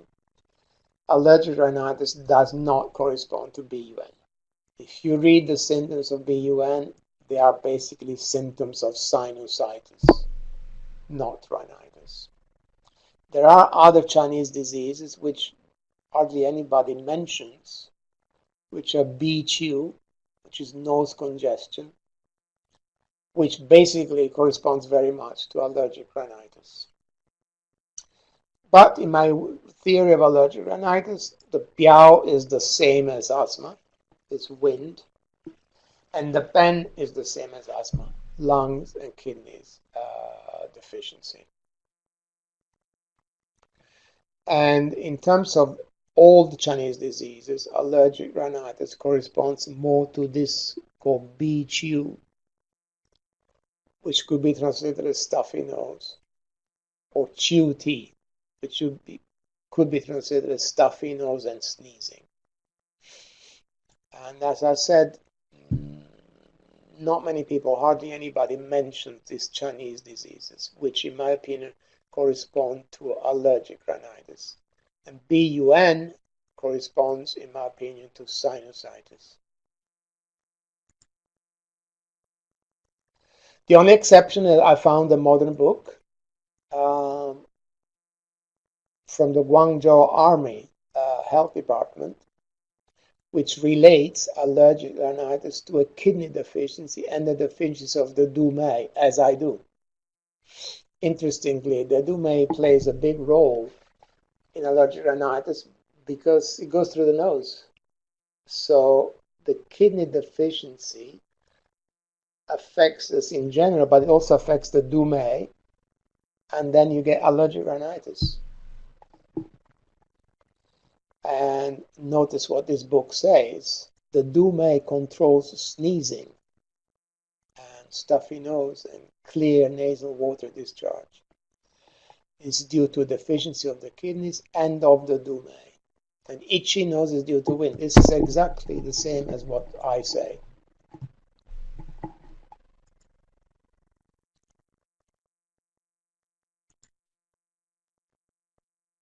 So these are some prescriptions we can use for allergic rhinitis, for lung Qi deficiency, spleen Qi deficiency.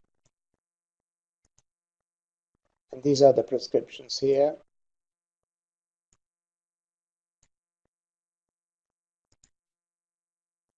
Kidney yang deficiency and deficiency of the Dumay. But I basically use my own remedies.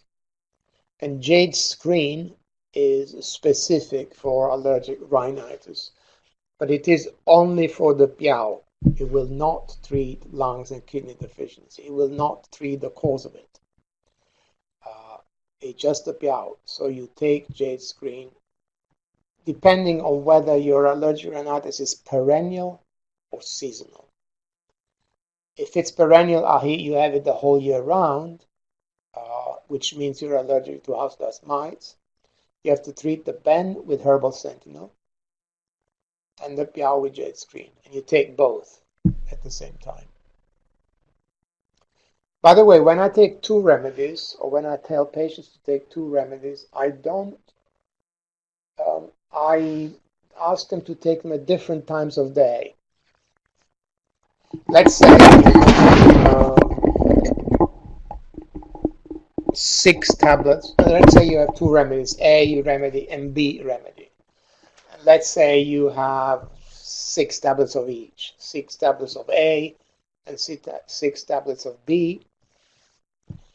Rather than taking 3 of A and 3 on B in the morning and 3 of A and 3 on B in the evening, I prefer to take them at a different time, i.e. 6 of A remedy in the morning and 6 of the B remedy in the evening. So that's what I would do with herbal sentinel and jade screen. Perhaps take herbal sentinel in the morning and jade screen in the afternoon, separate times like that. And I think it works better that way. If it is seasonal rhinitis, i.e. you only sneeze in the season, which can vary a lot between March and June, July, during the season you only take jade screen in a high dose. And outside the season, autumn and winter, you take herbal sentinel to tonify lungs and kidneys. And that's what I do, and this usually works very well. And this is explained also here in this slide.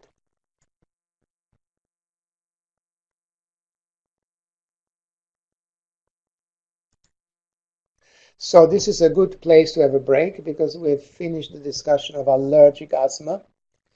So yeah, let's have a break here for a 10 minutes break.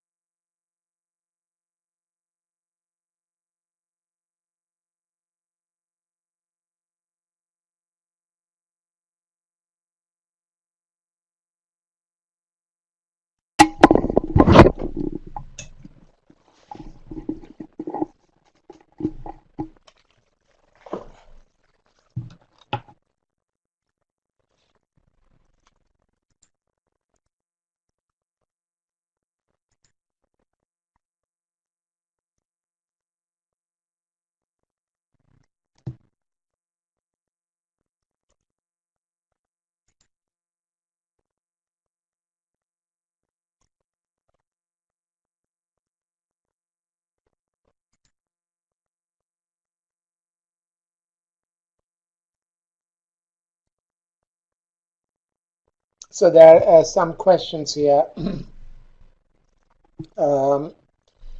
There's a question. When you refer to kidney gene, are you referring to the kidney essence as pre-birth essence? Yes, but also, yeah, primarily that, yes. The atopic constitution will be due to that, the kidney gene, to the prenatal kidney gene, yes.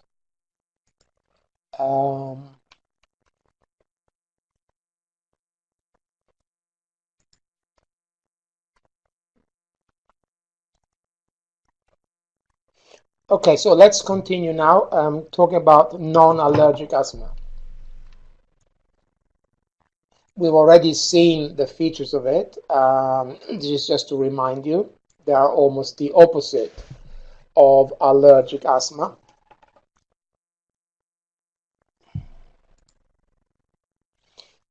Not associated with eczema, clearly not allergic. Skin tests are negative. The main symptom is cough as opposed to wheezing. That's an important feature.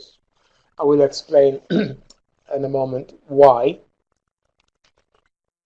And there is definitely phlegm, expectoration of phlegm. Often it starts after invasion of wind or repeated invasions of wind. And lastly, no familial incidents. And non-allergic asthma is also very common in children, also. But it's a completely different disease, as we will see very soon.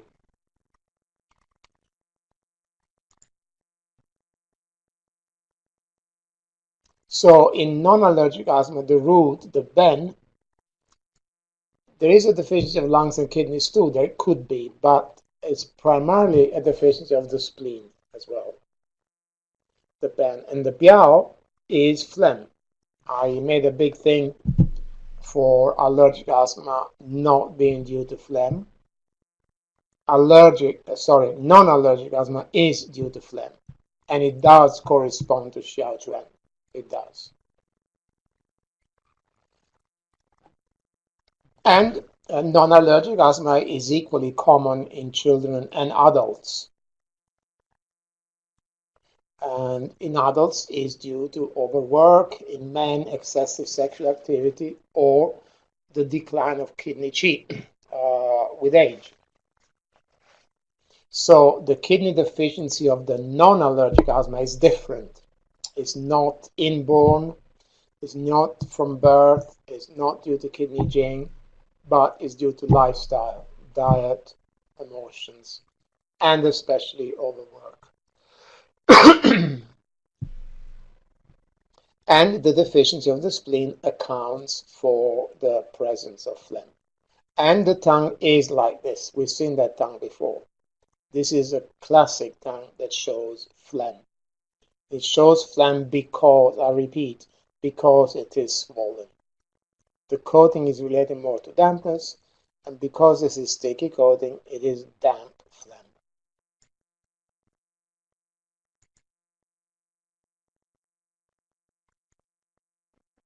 So there is no eczema. It's usually late onset, but this doesn't have to be late onset. In children, this happens a lot in small children too. It can be a 2-year-old child or a 3-year-old child as well. And as I've said, the theory of Xiao Xuan does apply.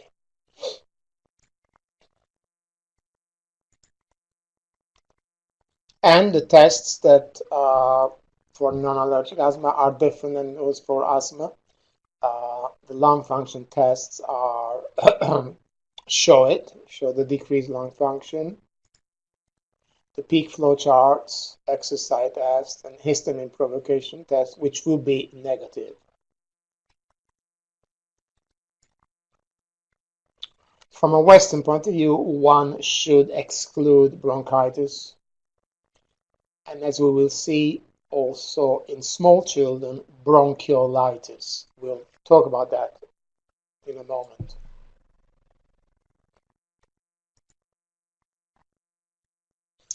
So this table here compares the pathology of early onset allergic asthma and late onset non-allergic asthma.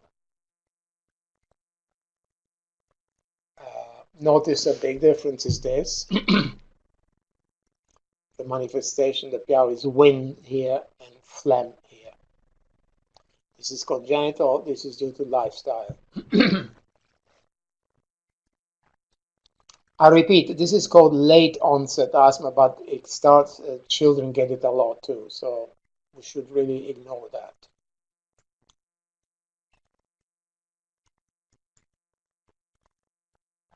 And this diagram again compares the allergic one to the non-allergic one.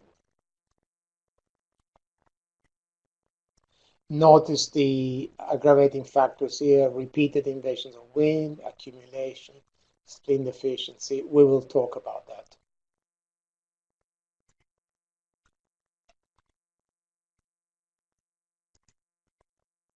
So in children especially, this is a very important, very common cause of disease. Repeated invasions of wind leading to residual pathogenic factor. A residual pathogenic factor, as the word says, it's kind of a leftover pathogenic factor. Some people also call this lingering pathogenic factor. That's the same thing. I call it a residual pathogenic factor. And basically what happens is that the patient has an invasion of wind. The pathogenic factor goes in the interior. Maybe they get phlegm, heat in the lungs. There is always phlegm, usually with heat. Then the patient or the child may get antibiotics. It looks like they're getting better, but there is a leftover phlegm in the lungs. This is extremely common in children. Some people say that 70% of children problems are due to residual pathogenic factor. And there are many types. By the way, there are many types of residual pathogenic factor. Here we are talking about residual pathogenic factor as phlegm in the lungs. But the residual pathogenic factor could be in the stomach. It could be in the ears. A child is always getting ear infections, for example. It could be in the sinuses. The child is always getting sinusitis. It could be in the tonsils. The child is always getting tonsillitis. So it's extremely common. It happens especially after taking antibiotics, not always, but especially after taking antibiotics, because antibiotics may kill the bacteria, but they don't resolve phlegm. So you kill the bacteria with antibiotics, the patient gets better, the fever goes, but they've got residual phlegm in the lungs, usually with heat. The residual phlegm in the lungs obstructs the descending of lung Qi, and they get cough and expectoration of phlegm. Now, the crucial thing is that the main symptom here is cough. So from a Chinese perspective, the Chinese disease, you know Chinese diseases, the Chinese disease here would actually not be Xiao, but it will be cough. If you look at Chinese books in the list of chapters, the chapters on cough is different than Xiao. So especially children, these children actually have cough from phlegm in the lungs. In Western medicine, they're nearly always diagnosed as asthma, especially if, and I mentioned this very early on in the beginning, especially if they have a cough at night. And there is some kind of what I consider to be a dogma that in Western medicine, if a child has a cough at night, they have asthma, and they need to take bronchodilators or steroid inhalers. I disagree with it both from a Chinese perspective and also from a Western medicine perspective. And that's what I'm saying here in the last paragraph. In the case of a child, if they cough at night, this is automatically diagnosed as asthma. and they're given bronchodilators and steroid inhalers. In Chinese medicine, this would come under the heading of cough.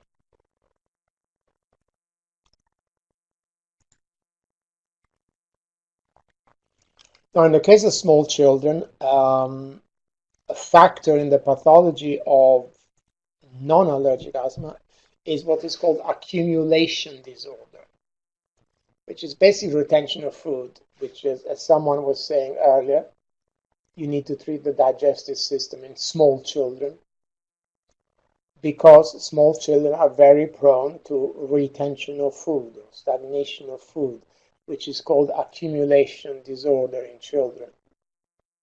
And that would contribute to the formation of phlegm, which would impede the descending of lung qi, leading to wheezing, breathlessness, and cough.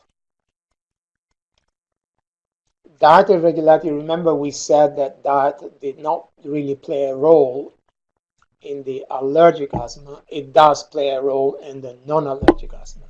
Children having too many sweets or greasy foods and too many dairy foods as well. So, and that contributes to the formation of phlegm. And in adults, overwork will be an important factor, weakening spleen and kidneys. And lastly, antibiotics, which I already explained earlier. Antibiotics may kill the bacteria, but they don't resolve phlegm, and they don't clear heat, and they don't restore the descending of lung qi. So the person has the impression of getting better, but they've got residual pathogenic factor.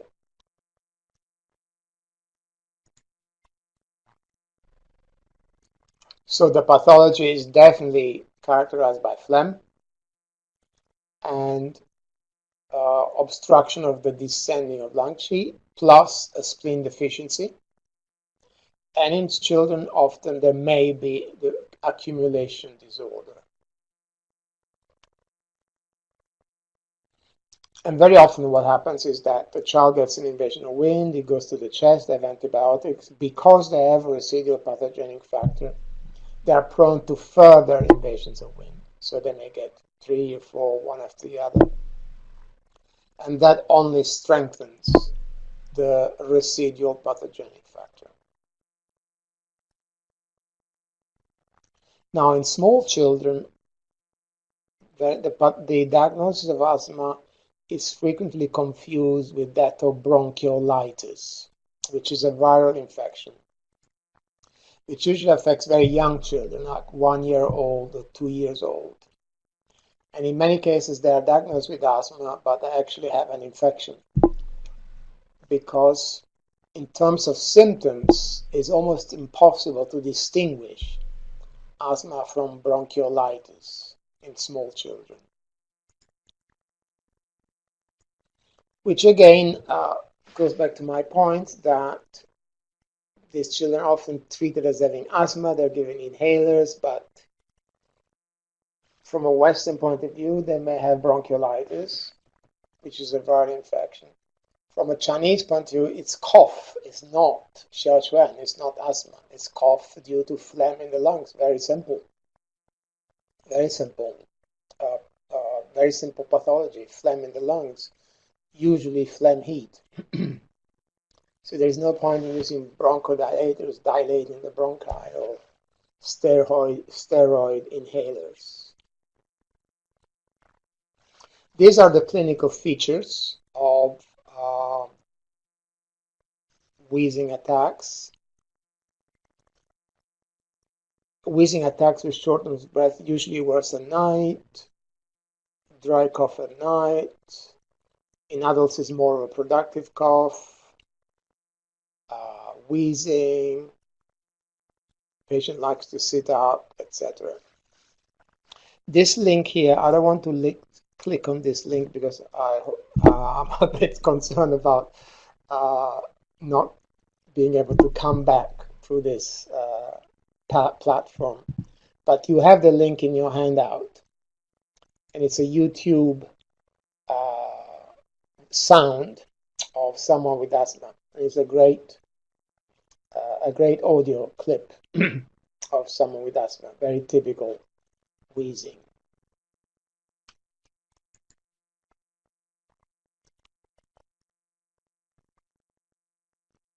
This is just a short case history of a child, 2 years old, had a fever, wheezing, and breathlessness after an acute upper respiratory infection, i.e. an invasion of wind. Most probably wind heat. Children get much more wind heat than wind cold. And he had a cough with expectoration of yellow sputum. So from the Chinese point of view, a very clear case of phlegm heat in the lungs at the Qi level following an invasion of wind. The fever and aversion to heat indicate the presence of interior heat at the Qi level. And from a Chinese disease point of view, I would say this is cough. Cough, by the way, in Chinese medicine is not just a symptom, it's also the name of a disease, cough. From the Western perspective, too, the fever indicates an infection. Surprisingly, the child was diagnosed with asthma and given steroid inhalers, which in my opinion is wrong from a Chinese point of view and also from the Western point of view. And this is an example where probably the child had bronchiolitis, which is a viral infection.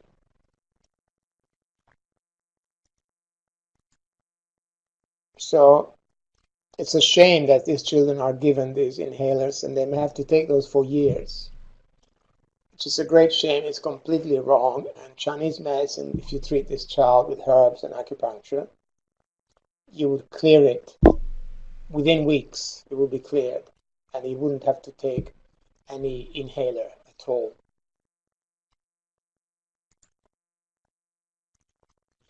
So the treatment principle for non-allergic asthma is the same in acute cases or in an acute phase, not in an acute case when they actually have an asthma attack.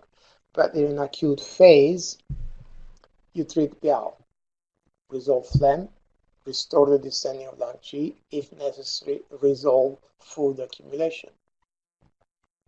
In a period of time where the attacks are infrequent, you treat both Ben and Piao. The same if they are on bronchodilators or steroid inhalers, you treat both Ben and Piao.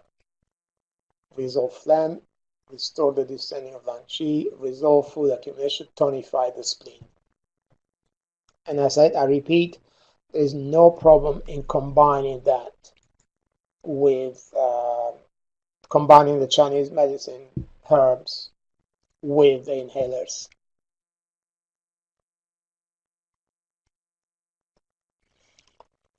There is a treatment, can one be treated only with herbs and not herbs and acupuncture? Yes, of course. You can treat it only with herbs, and you can treat it only with acupuncture too. I personally, if I was seeing a child like this with phlegm heat in the lungs, I would treat both, or if you want to choose one, I would probably choose more the herbal treatment, which is slightly more effective at resolving phlegm, probably. But they're both good, either herbs or acupuncture alone, or both. By the way, when you're talking about small children, it's very difficult to get them to take herbs. It's more difficult than doing acupuncture, actually.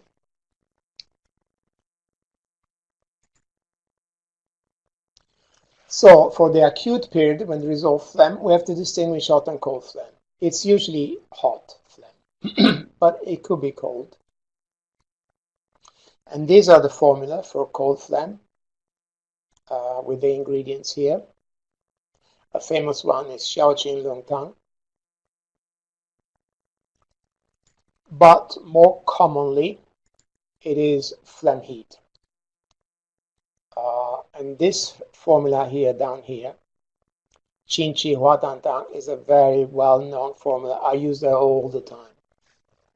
in children or adults for phlegm heat in the lungs, acute phlegm heat in the lungs. Let's say you had a cold, you had a flu, it goes to the chest, you get bronchitis, phlegm heat. That's the prescription I would use. Variation of Qing Qi Hua Tan Tang, which also exists as a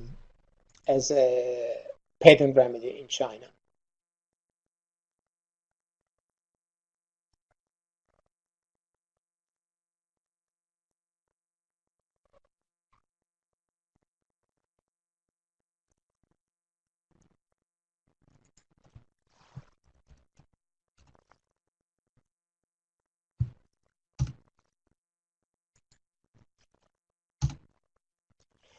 And in the three thresholds, it will be ringing metal. Ringing metal is Qing Qi Hua Tan Tang. Or you could use these two prescriptions, but I use much more this one, Qing Qi Hua Tan Tang. It always works. It's very, very effective. Of course, variations of that, you know.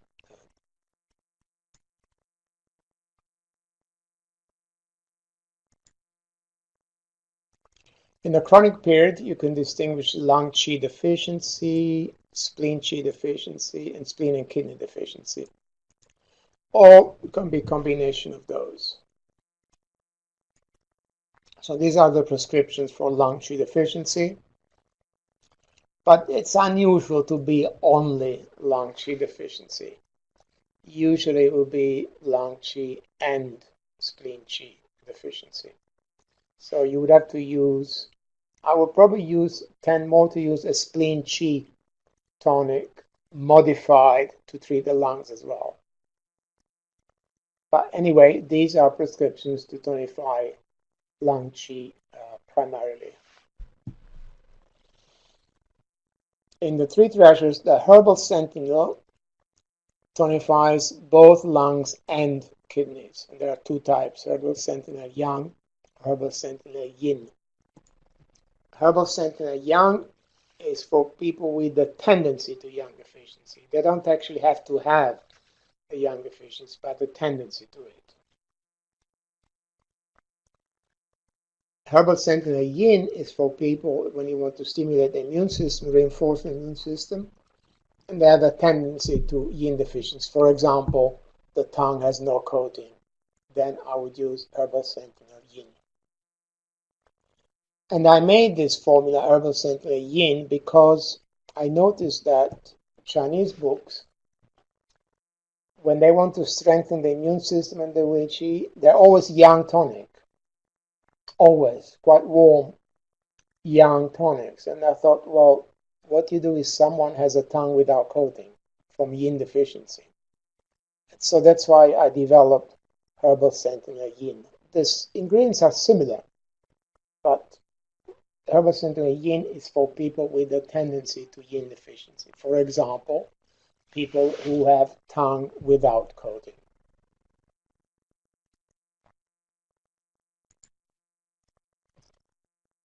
And this is the prescription for spleen Qi deficiency, the very well-known Shenling by Xuan. I use that prescription all the time. It's a great formula because it tonifies spleen Qi, but also lung Qi, in fact. And it also mildly resolves dampness. And the corresponding of it in the three treasures is central mention, which is specifically a variation of Shenling by Xuan.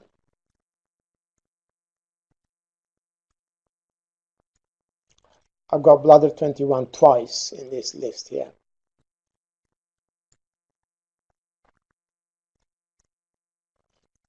That's because the first one should be bladder 20. So in this list here, you see bladder 21 and 21. One of them should be 20 rather than 21.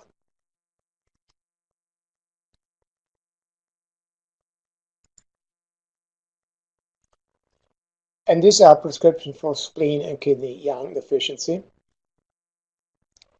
which is a combination of two formulas. Yogui-1 is a kidney yang tonic, Zitang is a spleen Qi tonic.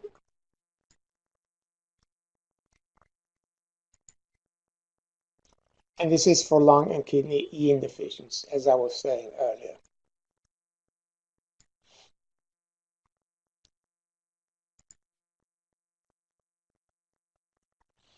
Then you can use massage in the between stages, rank 20 to rank 17, and bladder 13 to bladder 17. There is also an external formula that you can apply externally. These are the ingredients, ground, or rather than ground, it would be better actually to buy them as concentrated powders rather than ground them. Mix them with ginger juice and you put them on Bai Lao, 1 Sun lateral 2 and above do 14. And you apply 3 times a day at 5 days interval in late summer, and you leave them for 2 hours. That's a well-known prescriptions in China for prevention of asthma and cough.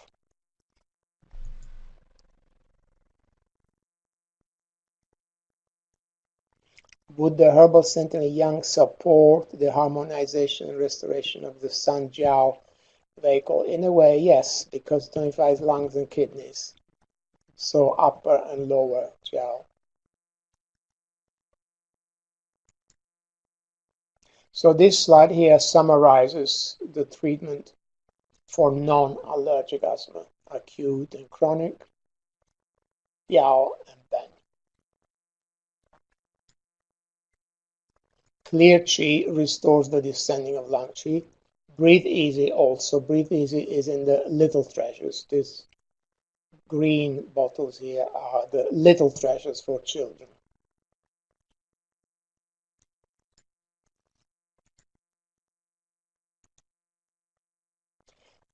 This is a differentiation of asthma, chronic bronchitis, and emphysema. We don't need to discuss it.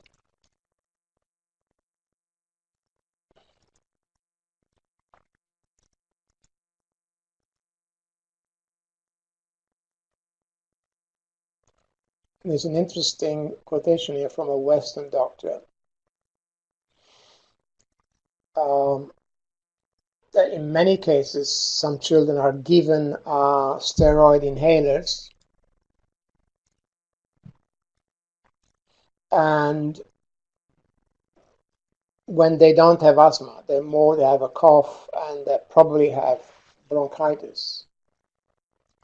And interestingly, there are some doctors that question this therapeutic intervention with inhalers. For example, one of these doctors says, good reasons were put forward why these children should be called asthmatics rather than be labeled as wheezy bronchitics. And this paragraph here shows how, what I was saying before, that there is this strong tendency by doctors that any child with a cough at night has asthma. And I totally disagree with it from a Chinese point of view, and also from a Western point of view. And this paragraph here is a paragraph written by a doctor advocating that, i.e. that cough at night is asthma.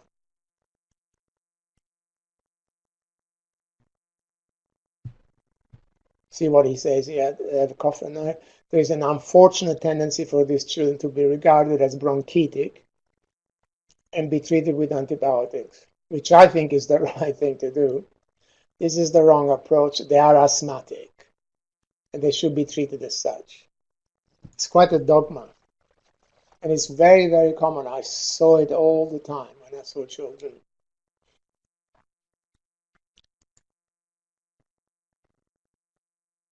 And other doctors, very, very few, consider asthma in young children to be overdiagnosed. And this doctor, notice, this doctor says the opposite of the passage I've just read.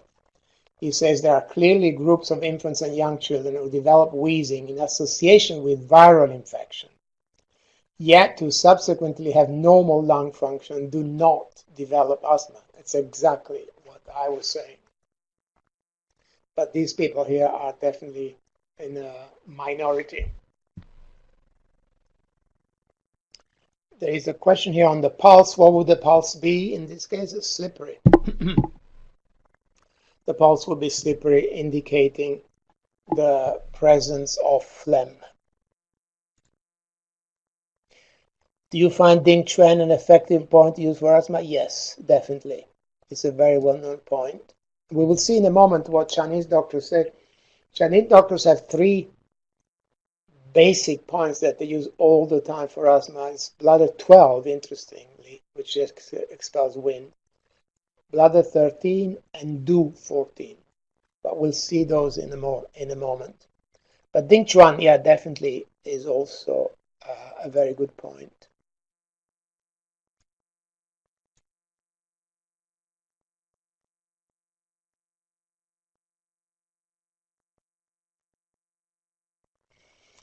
Would it be correct to say that non-allergic asthma is not associated with chronic sinus congestion, or can it be?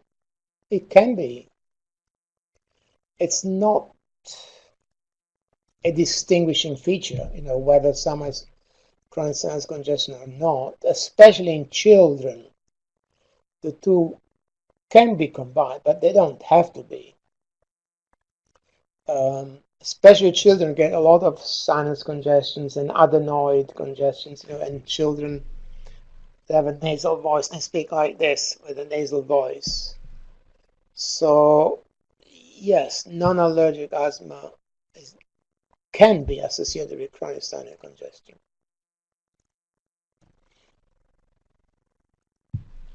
And this is what I say, the overdiagnosis of asthma is an important potential disadvantage of aggressive early use of inhaled steroids in young children. It may well be that some children with nocturnal cough are asthma, maybe, but very many of them simply suffer from a residual pathogenic factor in the lungs following repeated invasions of wind, which is relatively easy to treat. So it's a great shame that they're put on these steroids, and they may be on these steroids for years.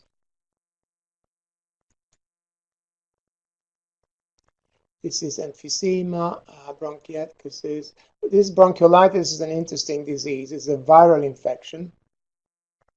It affects very young children, like 1 or 2 years old. And as I said, it's almost impossible to distinguish from asthma. So many of these small children who are diagnosed with asthma actually had a viral infection, bronchiolitis.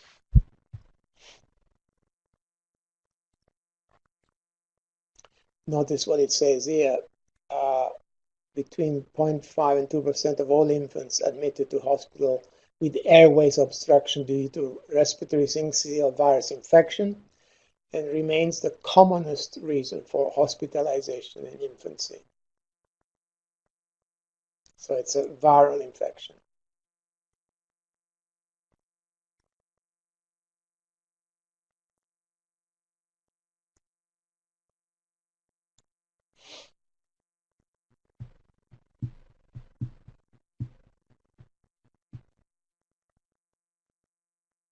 And the main symptoms of bronchiolitis, you can see here, are wheezing, like asthma.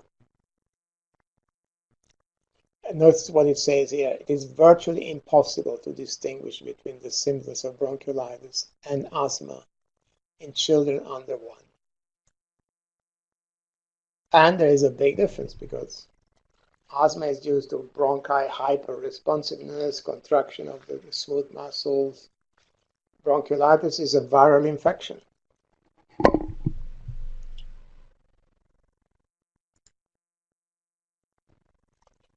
This was a database of my patients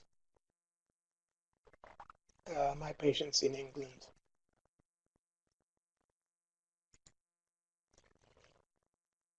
This is statistics of my patient. These were people with asthma and allergic rhinitis, and these are people with asthma with eczema. And 3 people had all 3 of it: asthma, eczema, and allergic rhinitis.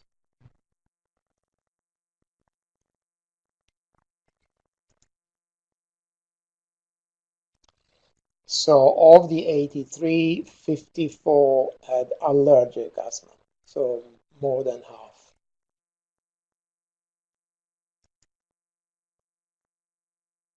And of the 83, 15 were children, and the youngest was 2.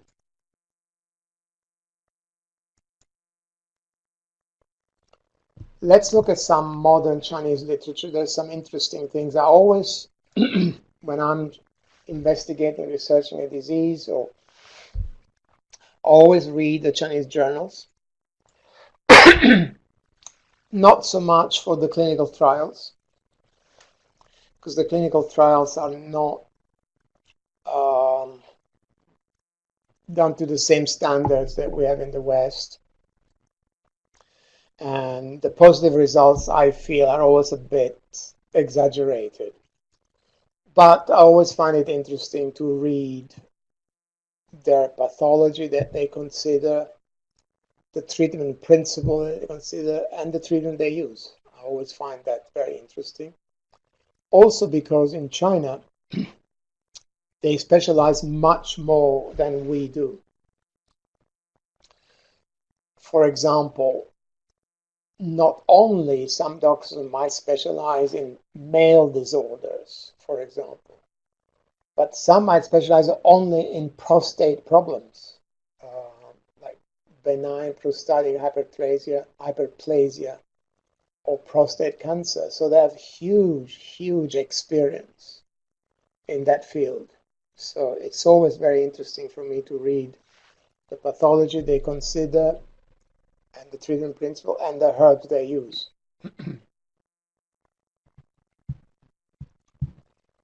And I will only highlight the studies that I consider interesting.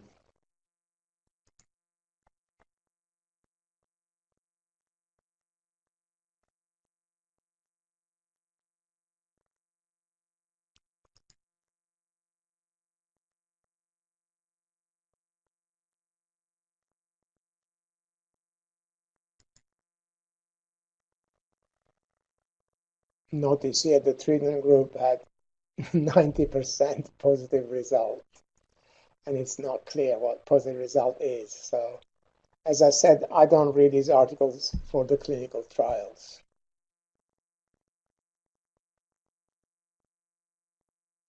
This is interesting. They're saying what I say, you see.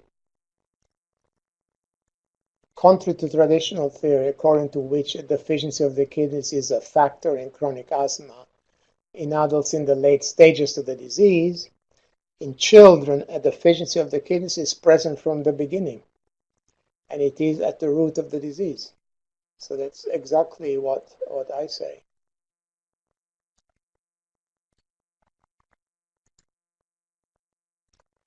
Here I have highlighted, I put these red stars for the passages which I found particularly interesting. This doctor says that the main pathogenic factor in asthma is wind, which is exactly what I say, rather than phlegm. Or at least I say that in allergic asthma.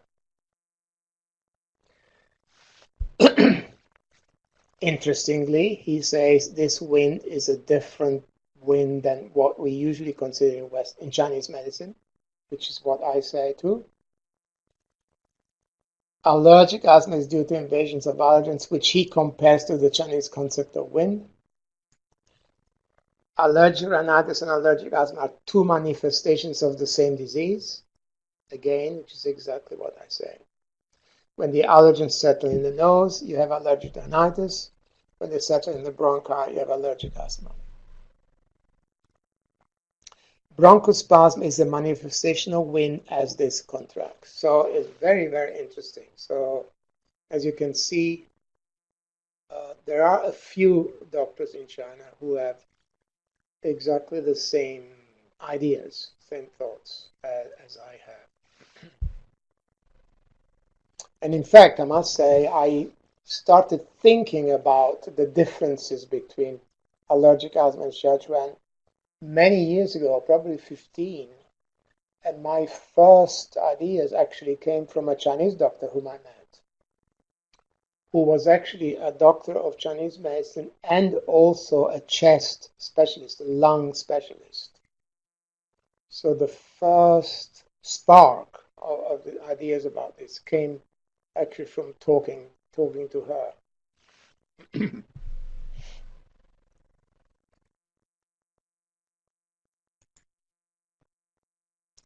And these are the points he recommends to expel wind. And notice these 3 points. Nearly all the Chinese articles I read on asthma have these 3 points. They're considered to be the 3 most important points. And interesting, bladder 12 expels wind. So bladder 12, bladder 13, and do 14. To which you could add, as someone asked me, Ding Chuan, which is next to do 14. And then other points according to symptoms.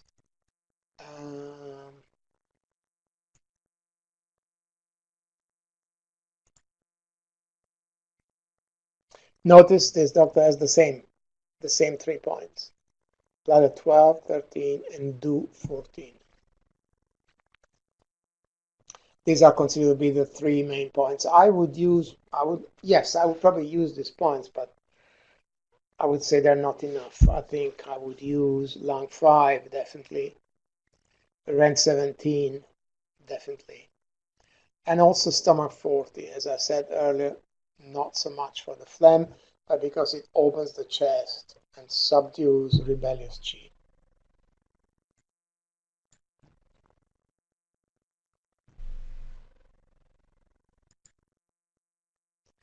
Does the Chinese concept of wind include food substances here? No, it does not. It specifically relates either to the wind or to the allergens.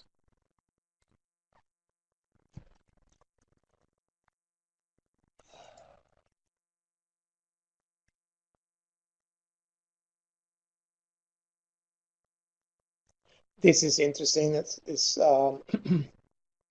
Dr. Zhang believes that in order to treat inflammation, the atopy, and bronchoconstriction, it is necessary to nourish kidney yin. It's rather unusual that he says kidney yin. I would say kidneys in general, which could be yang or yin.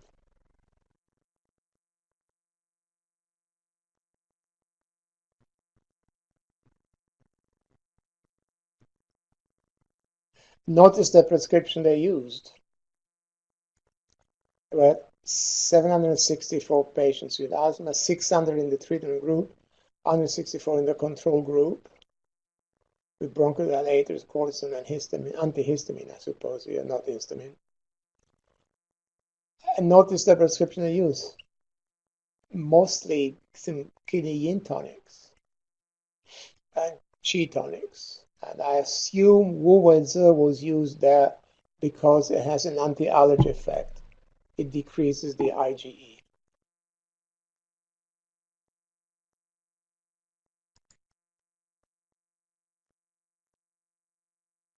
Again, I've highlighted this because of what he says, tonify the kidneys.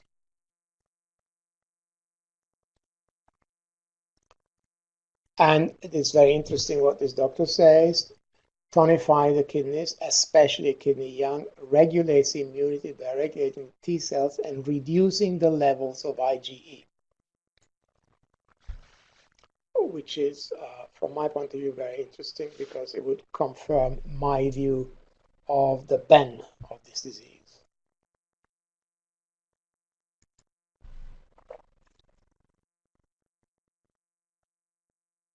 This is interesting because it's purely about acupuncture, about needling technique, specifically for asthma. And very interesting directions. Ding Chuan towards do 14.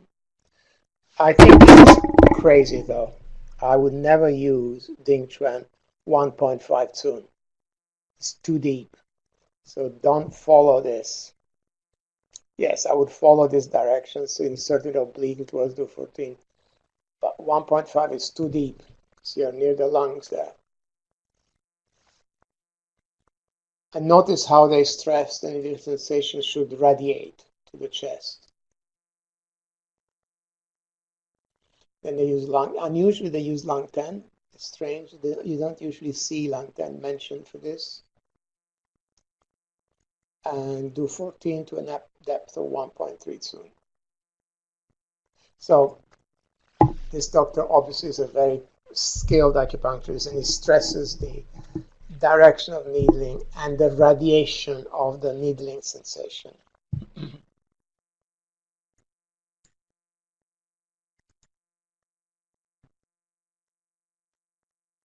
Gallbladder 21 would restore the descending of lung qi in answer to the question.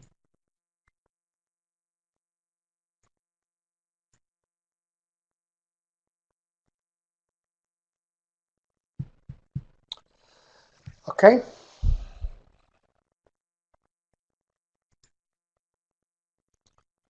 This doctor here is interesting for the use of these Wu Mei and Wu Weizi for anti-allergy effect. There are 3 herbs with anti-allergy effect: Wu Mei and Wu Weizi, and also Danshen, salvia. And I would always have probably Wu Weizi and Danshen in an asthma prescription.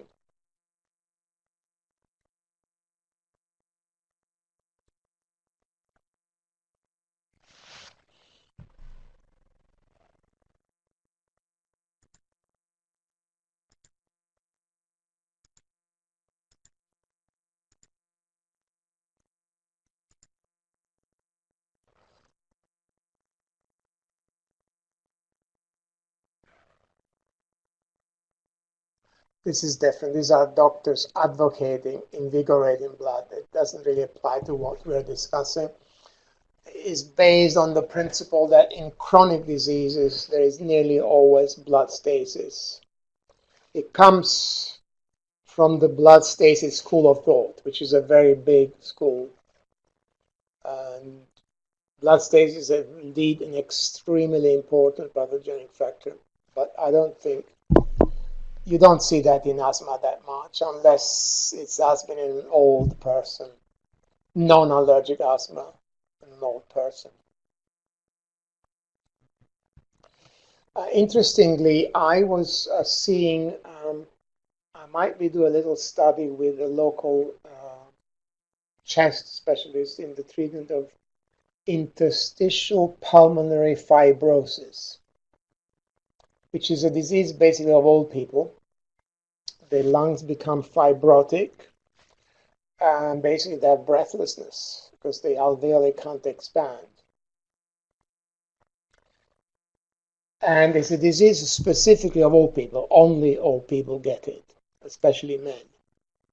When I say old people, over 60 or over 70, and older patients I saw were basically around 70 or older.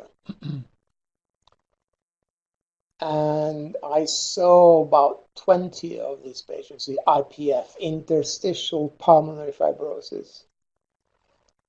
And I was expecting phlegm. I was expecting them to have phlegm. You know, old people, many old people have phlegm. Maybe some yin deficiency as well. And practically all the patients had no symptom of phlegm, no yin deficiency. They all had blood stasis. They had a purple tongue.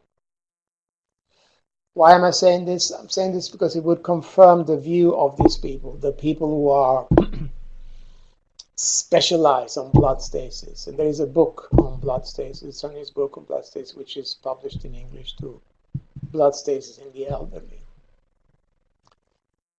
So blood stasis is frequently the pathogenic factor of the elderly, and it could be in asthma, but I would say only in the elderly, maybe around 70 or older. You definitely would never see that in a child.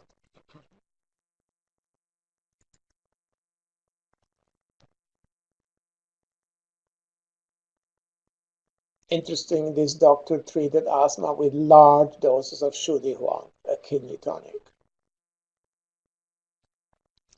By large doses, he means 30 to 60 grams, which is very large.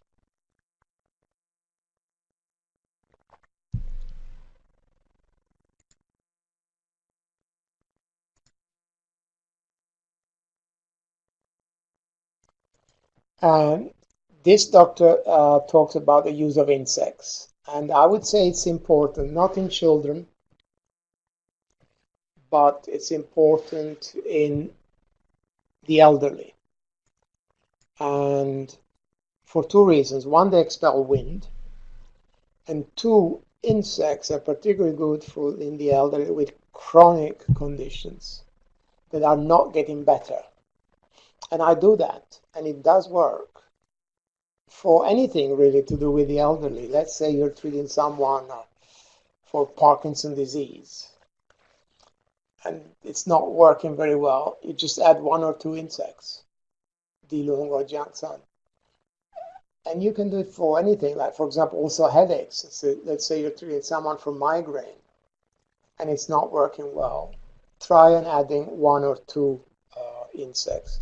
I usually use Dilung or Jiangsan.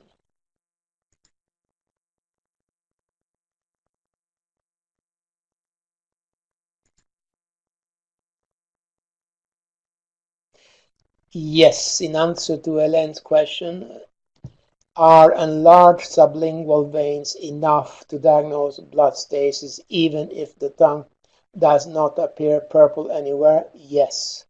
The answer is yes. Distended dark sublingual veins indicate blood stasis. And that's why we look at them, because they give you an early indication of blood stasis if the rest of the tongue is not purple. So that's why we always look at the sublingual veins. So the answer to your question is yes.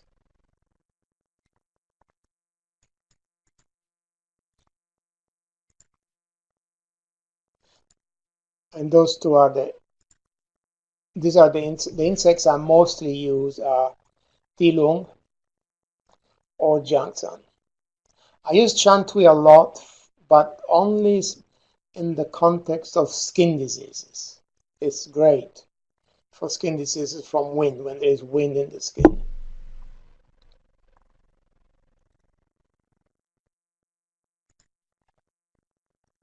Notice again, another doctor, the same 3 points. Bladder 12, bladder 13, do 14. And these 3 points actually have a name. 3 points, 5 needles, because do 14 is 1 needle, 1 cupping on do 14. 3 points, 5 needles, 1 cupping, they're called.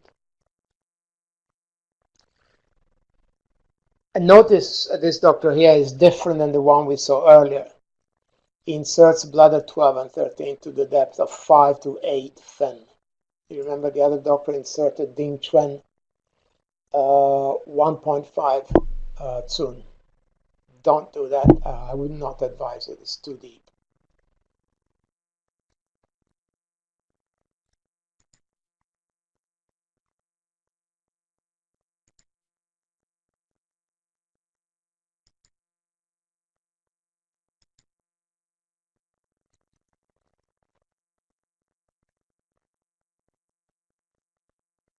Interestingly, this article talks about allergic asthma.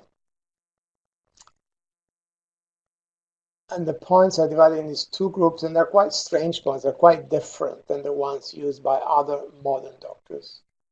The first group includes many points from the Dumei, and surprisingly bladder 7, which is on the head.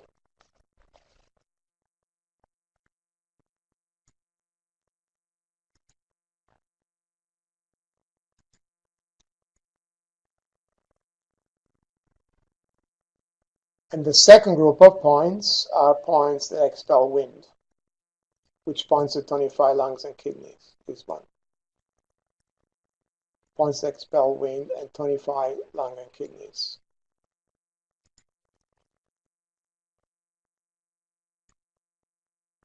As you can see, there are many acupuncturists with articles on the treatment of asthma. Acupuncture is great. It does work very well, both for an acute or chronic.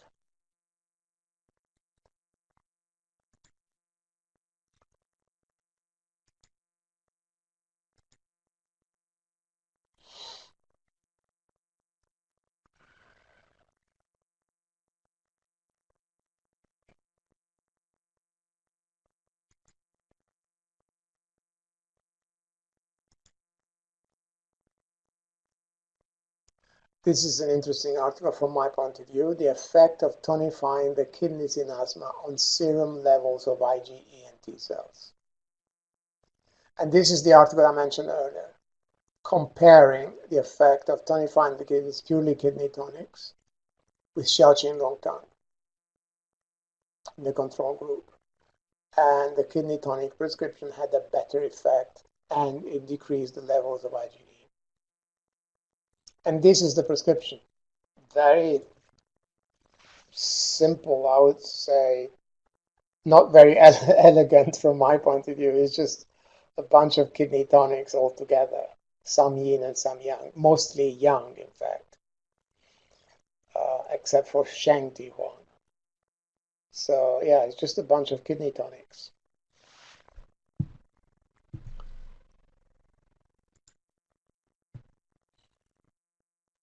Again, notice this again, the same 3 points. Bladder 12, 13, and do 14.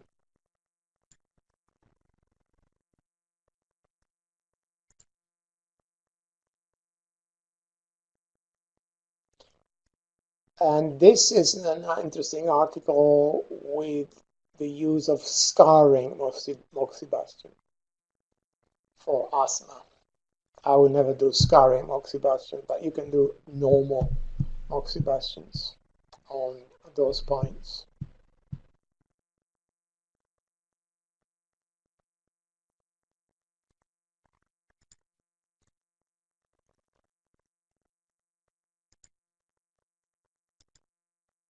This is an article that shows that acupuncture works better basically in the spring equinox here, spring equinox and autumn equinox, solar terms.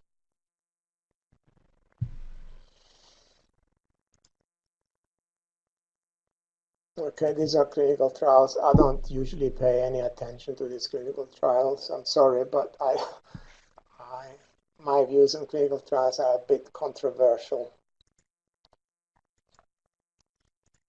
especially when it comes to acupuncture.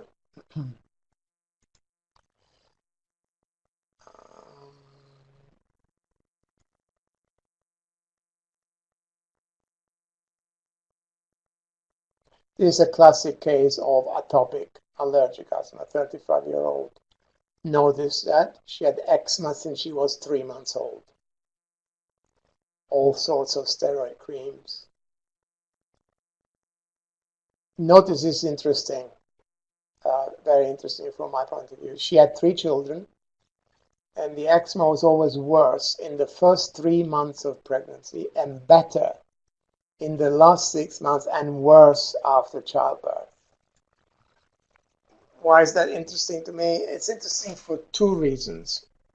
One, I relate a symptom that gets worse or better with pregnancy as due to a kidney deficiency. It may seem strange to you, but why could it get worse or better? Because, well, it's a long story. In all Chinese books, gynecology books, when they talk about causes of disease, beside the usual ones, emotions, diet, work, they also put pregnancy as a cause of disease. Now, I do not agree. Pregnancy is not necessarily a cause of disease. It could be. If a woman has very weak kidneys, they might get worse with pregnancy, and whatever problem she has might get worse. But it can also work the other way around. In some women, a kidney deficiency might get better with pregnancy. And I see that, oh, this is not just a theory. I've seen it all many, many times. And this is an example of it. The eczema got better in the last 6 months.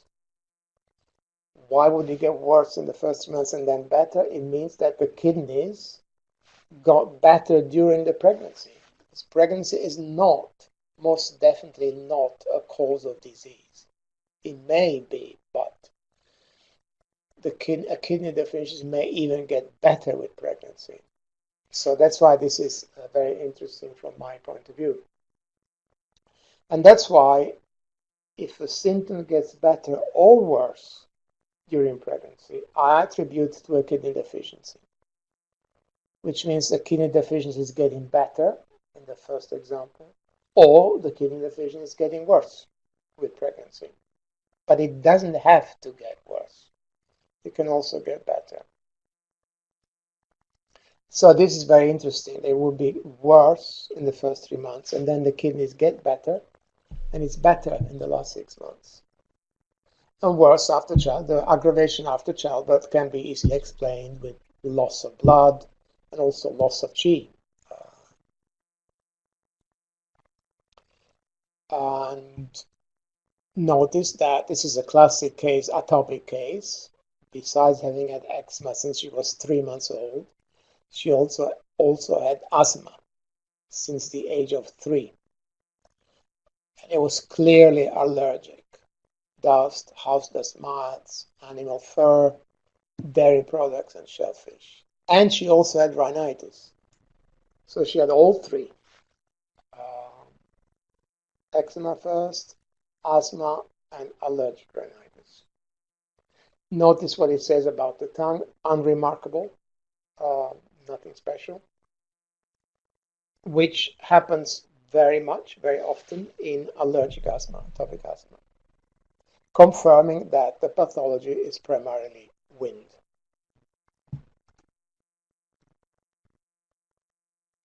So the PAN is a lung and kidney deficiency of the Wei system.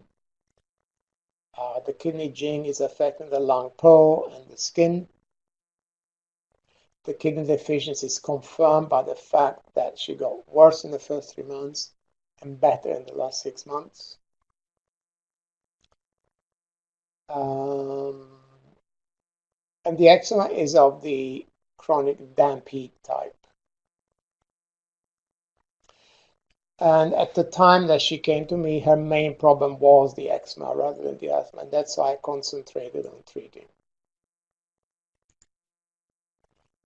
This was the prescription, which is a variation of Phlem Tongue, the 4 wonderful Xiao, the 4 wonderful powder. Notice here kidney tonics and lung tonics.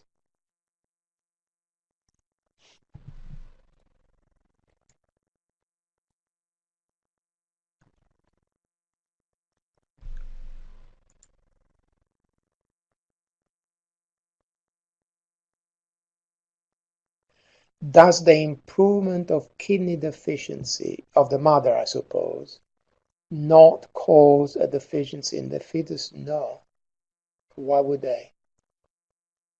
An improvement of the kidney deficiency of the mother would only help the fetus. By the way, talking about mother and fetus, we often put the emphasis on the kidneys, but the mother's Po nourishes the fetus Po. The lungs of the mother also nourish the fetus, especially the Po is the animal soul, the fetus and the baby. Newborn baby is strongly connected to the mother's Po. Breastfeeding is important not only because of the feeding of the milk, but also the skin contact. The mother's Po is nourishing the fetus Po. So the nourishing of the mother depends not only on the kidneys, but also very much on the lungs. By the way, I wanted to say something more about the kidneys getting better or worse with pregnancy. The most striking case I ever saw was a patient, a woman. Well, obviously, if we're talking about pregnancy, obviously it is a woman. who had hair loss. So the hair was falling out, which was from a liver blood and a kidney deficiency. And strikingly, the hair loss got better with each pregnancy. She had 3 pregnancies. With every pregnancy, the hair loss stopped. How do you explain that? If pregnancy is a cause of disease, the hair loss should get worse. But it got better with every pregnancy, because pregnancy is not necessarily a cause of disease, and because the kidneys can get better. By the way, one reason why the kidneys can get better is the stopping of the periods. So there isn't the loss of blood every month. But anyway, so let's go on. So I treated this lady primarily for the eczema, but notice there is kidney and lung tonics here.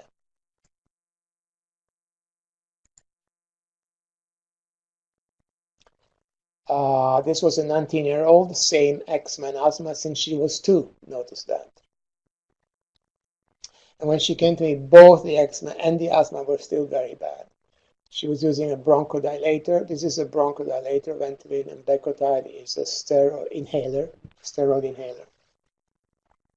which is the standard use. There are now modern, more modern drugs that actually combine the two. They have both a bronchodilator and a steroid inhaler. Classic case, attacks elicited by cats, house dust mites. Notice tongue unremarkable. Typical case of atopic asthma and eczema from deficiency of the lungs and kidneys waste system in a highly allergic individual, and there was some yin deficiency. So tonify the lungs and kidneys waste system, but also nourish lung yin and clear wind from the skin. And this is the prescription I use. Again, there is some lungs tonics here.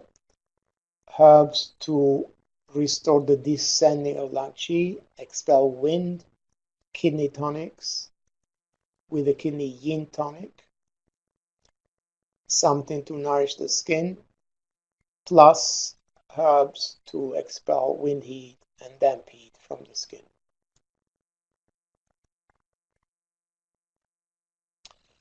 And notice I do this, there's some lung and kidney tonics here.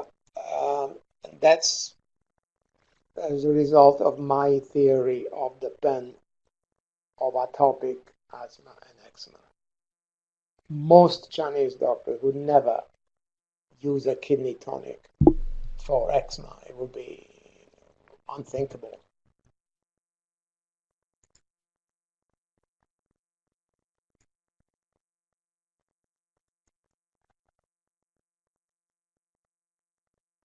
Again, another case, classic case, allergic asthma. Again, the same drugs, notice.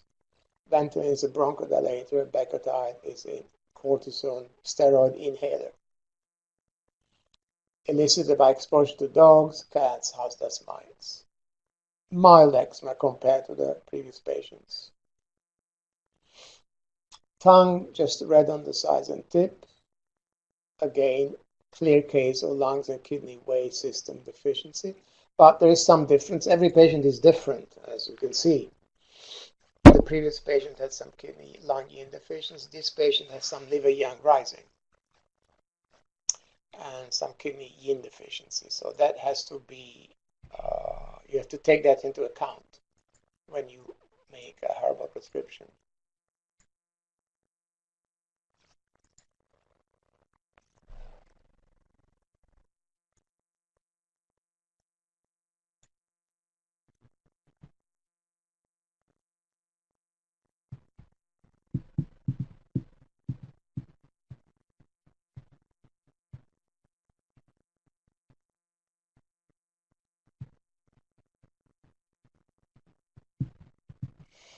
I don't know, Wendy, your question is a bit complex. All I would say, though, there are 2 things that are in your question. One, in my opinion, pregnancy is definitely not the cause of disease. As I said, it may become that. If a woman has a very weak kidneys, yes, it could become that. But also, you say something about damp peat here, damp peat retention, which is similar to what I heard frequently, that the fetus is phlegm. I could not disagree more. The fetus is a wonderful thing, it's alive, starting, it's definitely not phlegm. And they say it's phlegm because in pregnancy the pulse is slippery. I could not disagree more. Phlegm is a pathology of pathological fluids. The fetus is not a pathology, and it's most definitely not phlegm. Just because the pulse becomes slippery in pregnancy, it does not mean that the fetus is phlegm. But I know your question is a bit more complex than that. So this lady had, in addition to lungs and kidney Wei deficiency, she had liver young rising and some kidney yin deficiency. Again, notice the herbs I use are very similar. These two I use a lot for the lungs. Bai He and Mai Mendung. They're great herbs for the lungs, especially Bai He. Bai He treats also the emotional aspect of the lungs. If someone has lung deficiency from sadness and grief, Bai He is great. Shudi to tonify the kidneys, Dan Nguyen Bai Xiao for the skin and also to harmonize the liver, etc., etc. Tu Su Tze and Bu Gu Je to tonify the kidneys.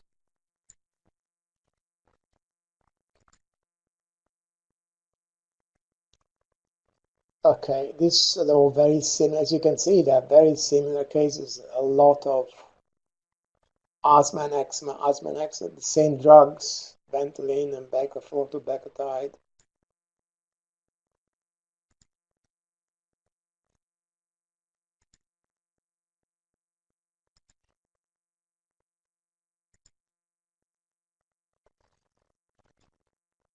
I wanted to show you a case, but I might not have it here. I'd like to tell you briefly, because it's very important, of non-allergic asthma. Very important for the treatment principle. And I don't think it's here. It was a woman in her 40s. A woman in her 40s with non-allergic asthma.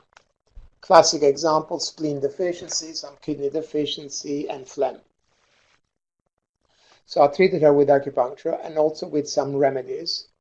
And I gave her two remedies. Limpid C resolves phlegm, and clear Qi restores the descending of lung Qi. So the remedies were treating the Piao, resolving phlegm, restoring the descending of lung Qi. And I was using acupuncture primarily to tonify spleen and kidneys. I do that frequently, in fact. When I'm treating Ben and Piao, very frequently I may use acupuncture for one and herbal medicine for the other. Usually I use herbal medicine for the Piao.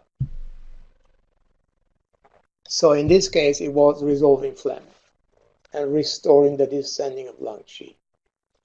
And acupuncture to tonify spleen and kidneys. She was doing great, wonderful. She was taking some asthma medication. She reduced it all the time. After 6 months, she reduced it to nothing. And she was doing extremely well after 6 months. So I thought, well, she's doing so well. I can change the herbal treatment now and not treat the Piao anymore. So I stopped the remedies for phlegm, Limpid C, and I stopped clear Qi to restore the descending of lung Qi, and I gave her strengthen the root, which is a kidney tonic. I did that, and she got much worse, which is very interesting. What does it mean? It means that I changed the treatment too soon, that I should have continued treating the Piao, or at least not stop the Piao remedies, but add them to the Ben remedies. So treat Ben and Xiao at the same time, which I did not do. So I stopped the phlegm remedy and gave her a kidney tonic, and she got worse. Notice how you can get worse by taking a tonic, because if the body is still obstructed by phlegm, taking a tonic is not a good idea.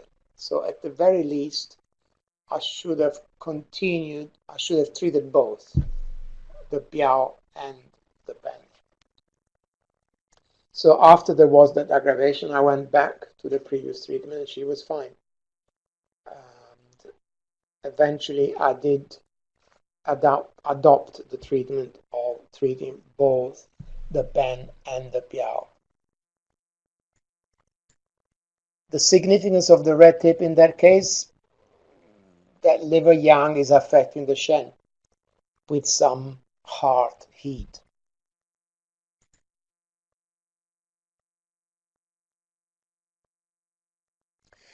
Adding combat Shen herbs to eczema formula sometimes helpful. Yes, I totally agree. You know why? Because treating the heart actually helps itching. To alleviate itching, itching can be due to many things. It can be due to wind, of course, and to dampness especially.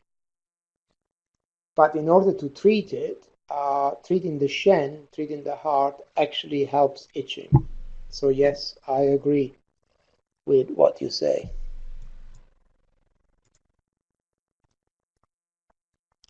Okay, let's go on.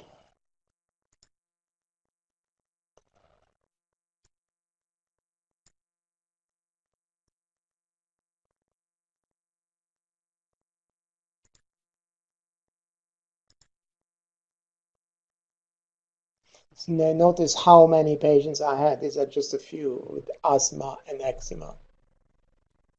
And then notice how the asthma and eczema, because they are congenital, they react very much to the life cycles of 7 years in women, 8 years in men, which we should not take rigidly. You know, it doesn't have to be exactly 7 or 8.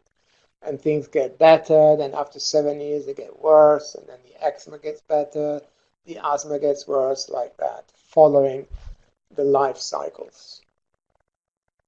Notice what it says here: asthma since childhood, better during adolescence, worse when she was 32. It's very typical, this, following the life cycles.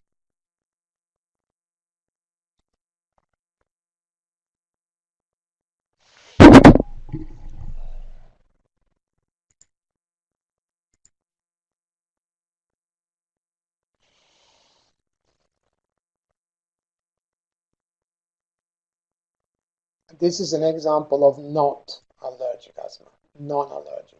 Although it's early onset. So that's why I said I wouldn't follow that early onset, late onset thing. Like early onset is allergic and late onset is not.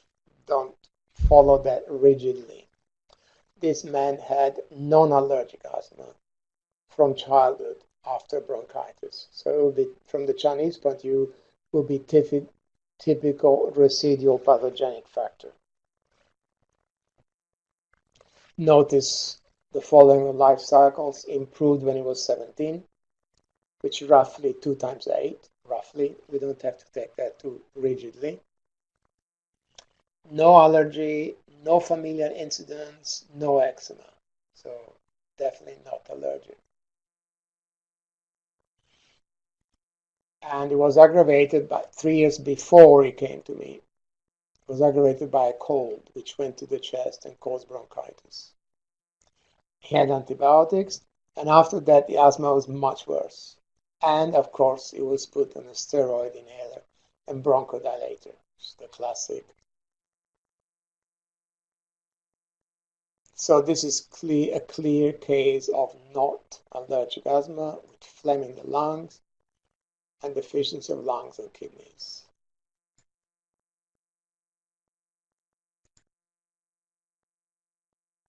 And this prescription is a variation of Wendan tongue, which is for phlegm heat. And this prescription is treating the Xiao, is not treating the band, because when he came to me, it was very bad, quite acute. But he got much better after only 3 weeks of herbs. The herbs are much better than any antibiotics or inhalers.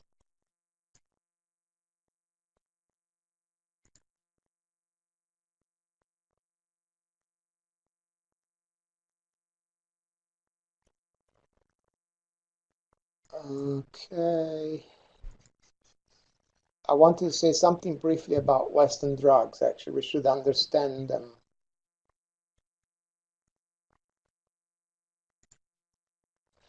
These are foods that people with asthma or eczema should not have, especially these shellfish. From the Chinese point of view, shellfish increases wind, causes wind, which could be both internal wind of the liver or also the wind of skin diseases and also the wind of asthma. So they should never have those foods. Strangely enough, also spinach. This is spinach. Strangely enough, spinach also increases wind, and so do mushrooms.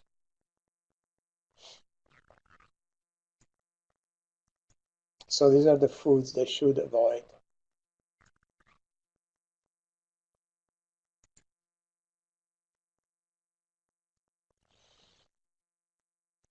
And these are prescriptions that one can use for prevention. So you would use those if you have already treated someone successfully, then they can take this for prevention. Just a simple tonic herbs to take in the autumn.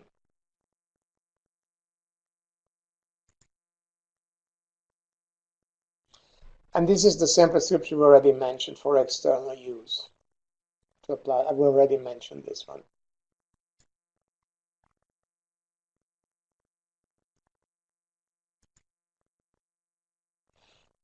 And I frequently mention house dust mites, and there's nothing we can do to avoid them. They're everywhere.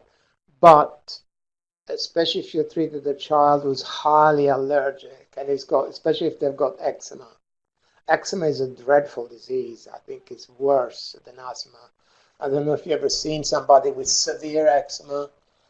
It's unbearable. The itching is just awful. It's unbearable. And the redness of the skin, and it's all eroded. They say when you're treating eczema, by the way, especially if it's very bad, your main treatment principle should be to stop itching. And to stop itching, you have to use herbs for wind, that expel wind. And with acupuncture, use the heart channel, because half of the eczema problems are caused by scratching, because the itching is unbearable. So it's a terrible symptom. I would say it's worse than asthma. So if you're treating a child with that eczema, you should do everything to at least minimize the exposure to house dust mites. And they're illustrated here, for example. Here, wooden floors, no carpets. Remove carpets and put wooden floor.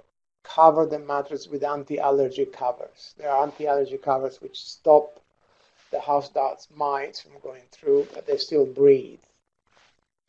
Remove curtains and put blinds.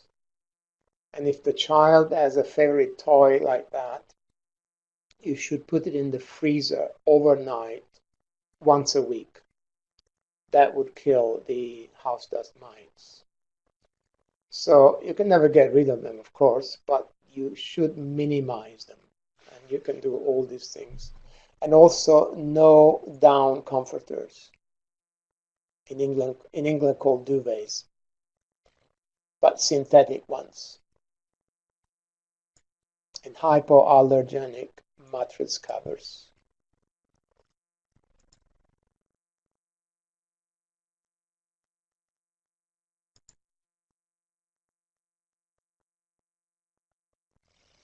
And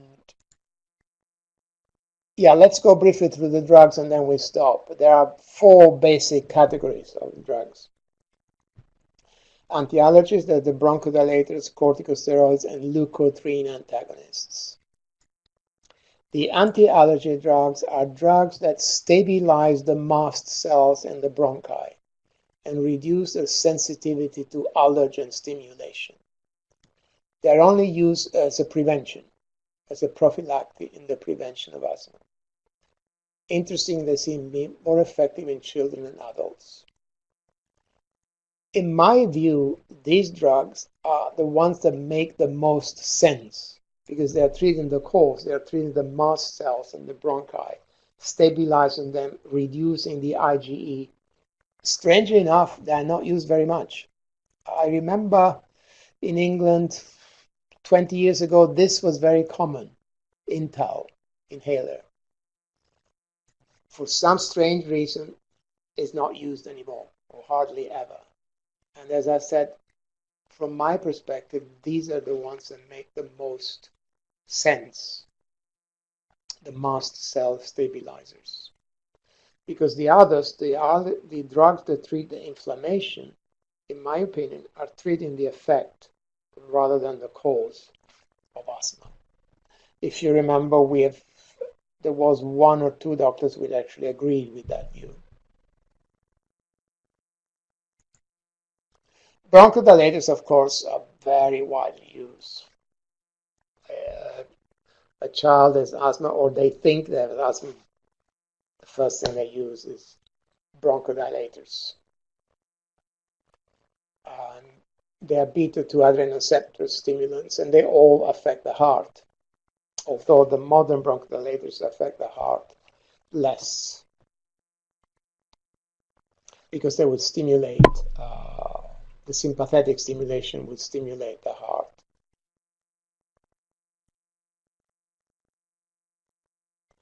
And notice what it says here, the bronchial hyperreactivity, i.e. the tendency to this person of hyper-responsiveness reaction to allergens is not decreased with the use of bronchodilators. So these are definitely not treating the cause, but only the effect.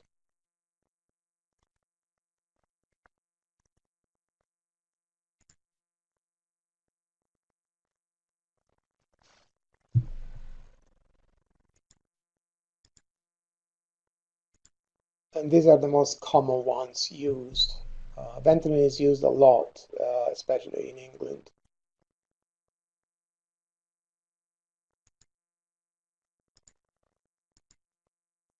Corticosteroids, inhaled steroids, of course, also used a lot. There are some drugs now that have both. Combine the bronchodilator with inhaled steroids. Again, from my point of view, these treat the effect rather than the cause of asthma, and of course they have side effects.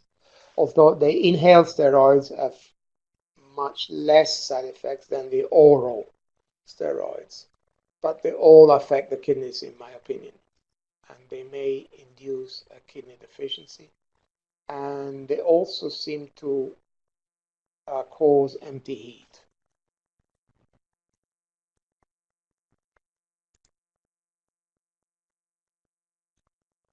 Yes, as you can see here, they produce heat, weaken the kidneys. They can make the tongue red and swollen. That's, of course, only after a long time use, long-term use, like years.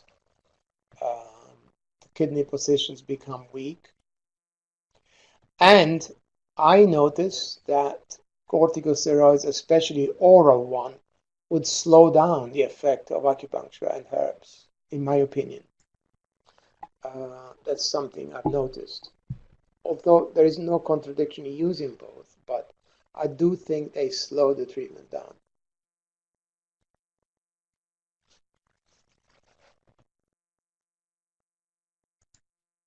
And this is the latest, these are the latest drug strategy. Leukotrienes are also inflammatory substances, and these medication concentrate on that. And they seem to have a better effect because the leukotrienes are the ones that are especially responsible for bronchoconstriction.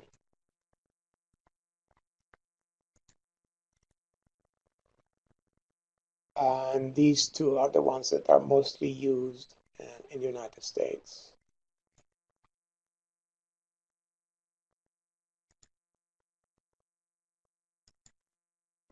Okay, we've come to the end of the lecture, and I just want to show you here on the last slide the list of my websites, two of which are in Spanish. And this site here, this is not really a site, maciocia.com, but it's a page that unites all those. So from that page, you can go to any of the others. So it's probably best to use that page, maciocia.com. Then you can go to any of the other pages from that. So thank you very much for attending. If you have not, we've sent the handout to everybody, but if you have not received it for any reason, send us an email and we will send you one. Thank you very much for attending, and if you need CEUs, you need to pass the test, which is fairly easy, and we'll send you a certificate. Okay, thank you. Thanks a lot again.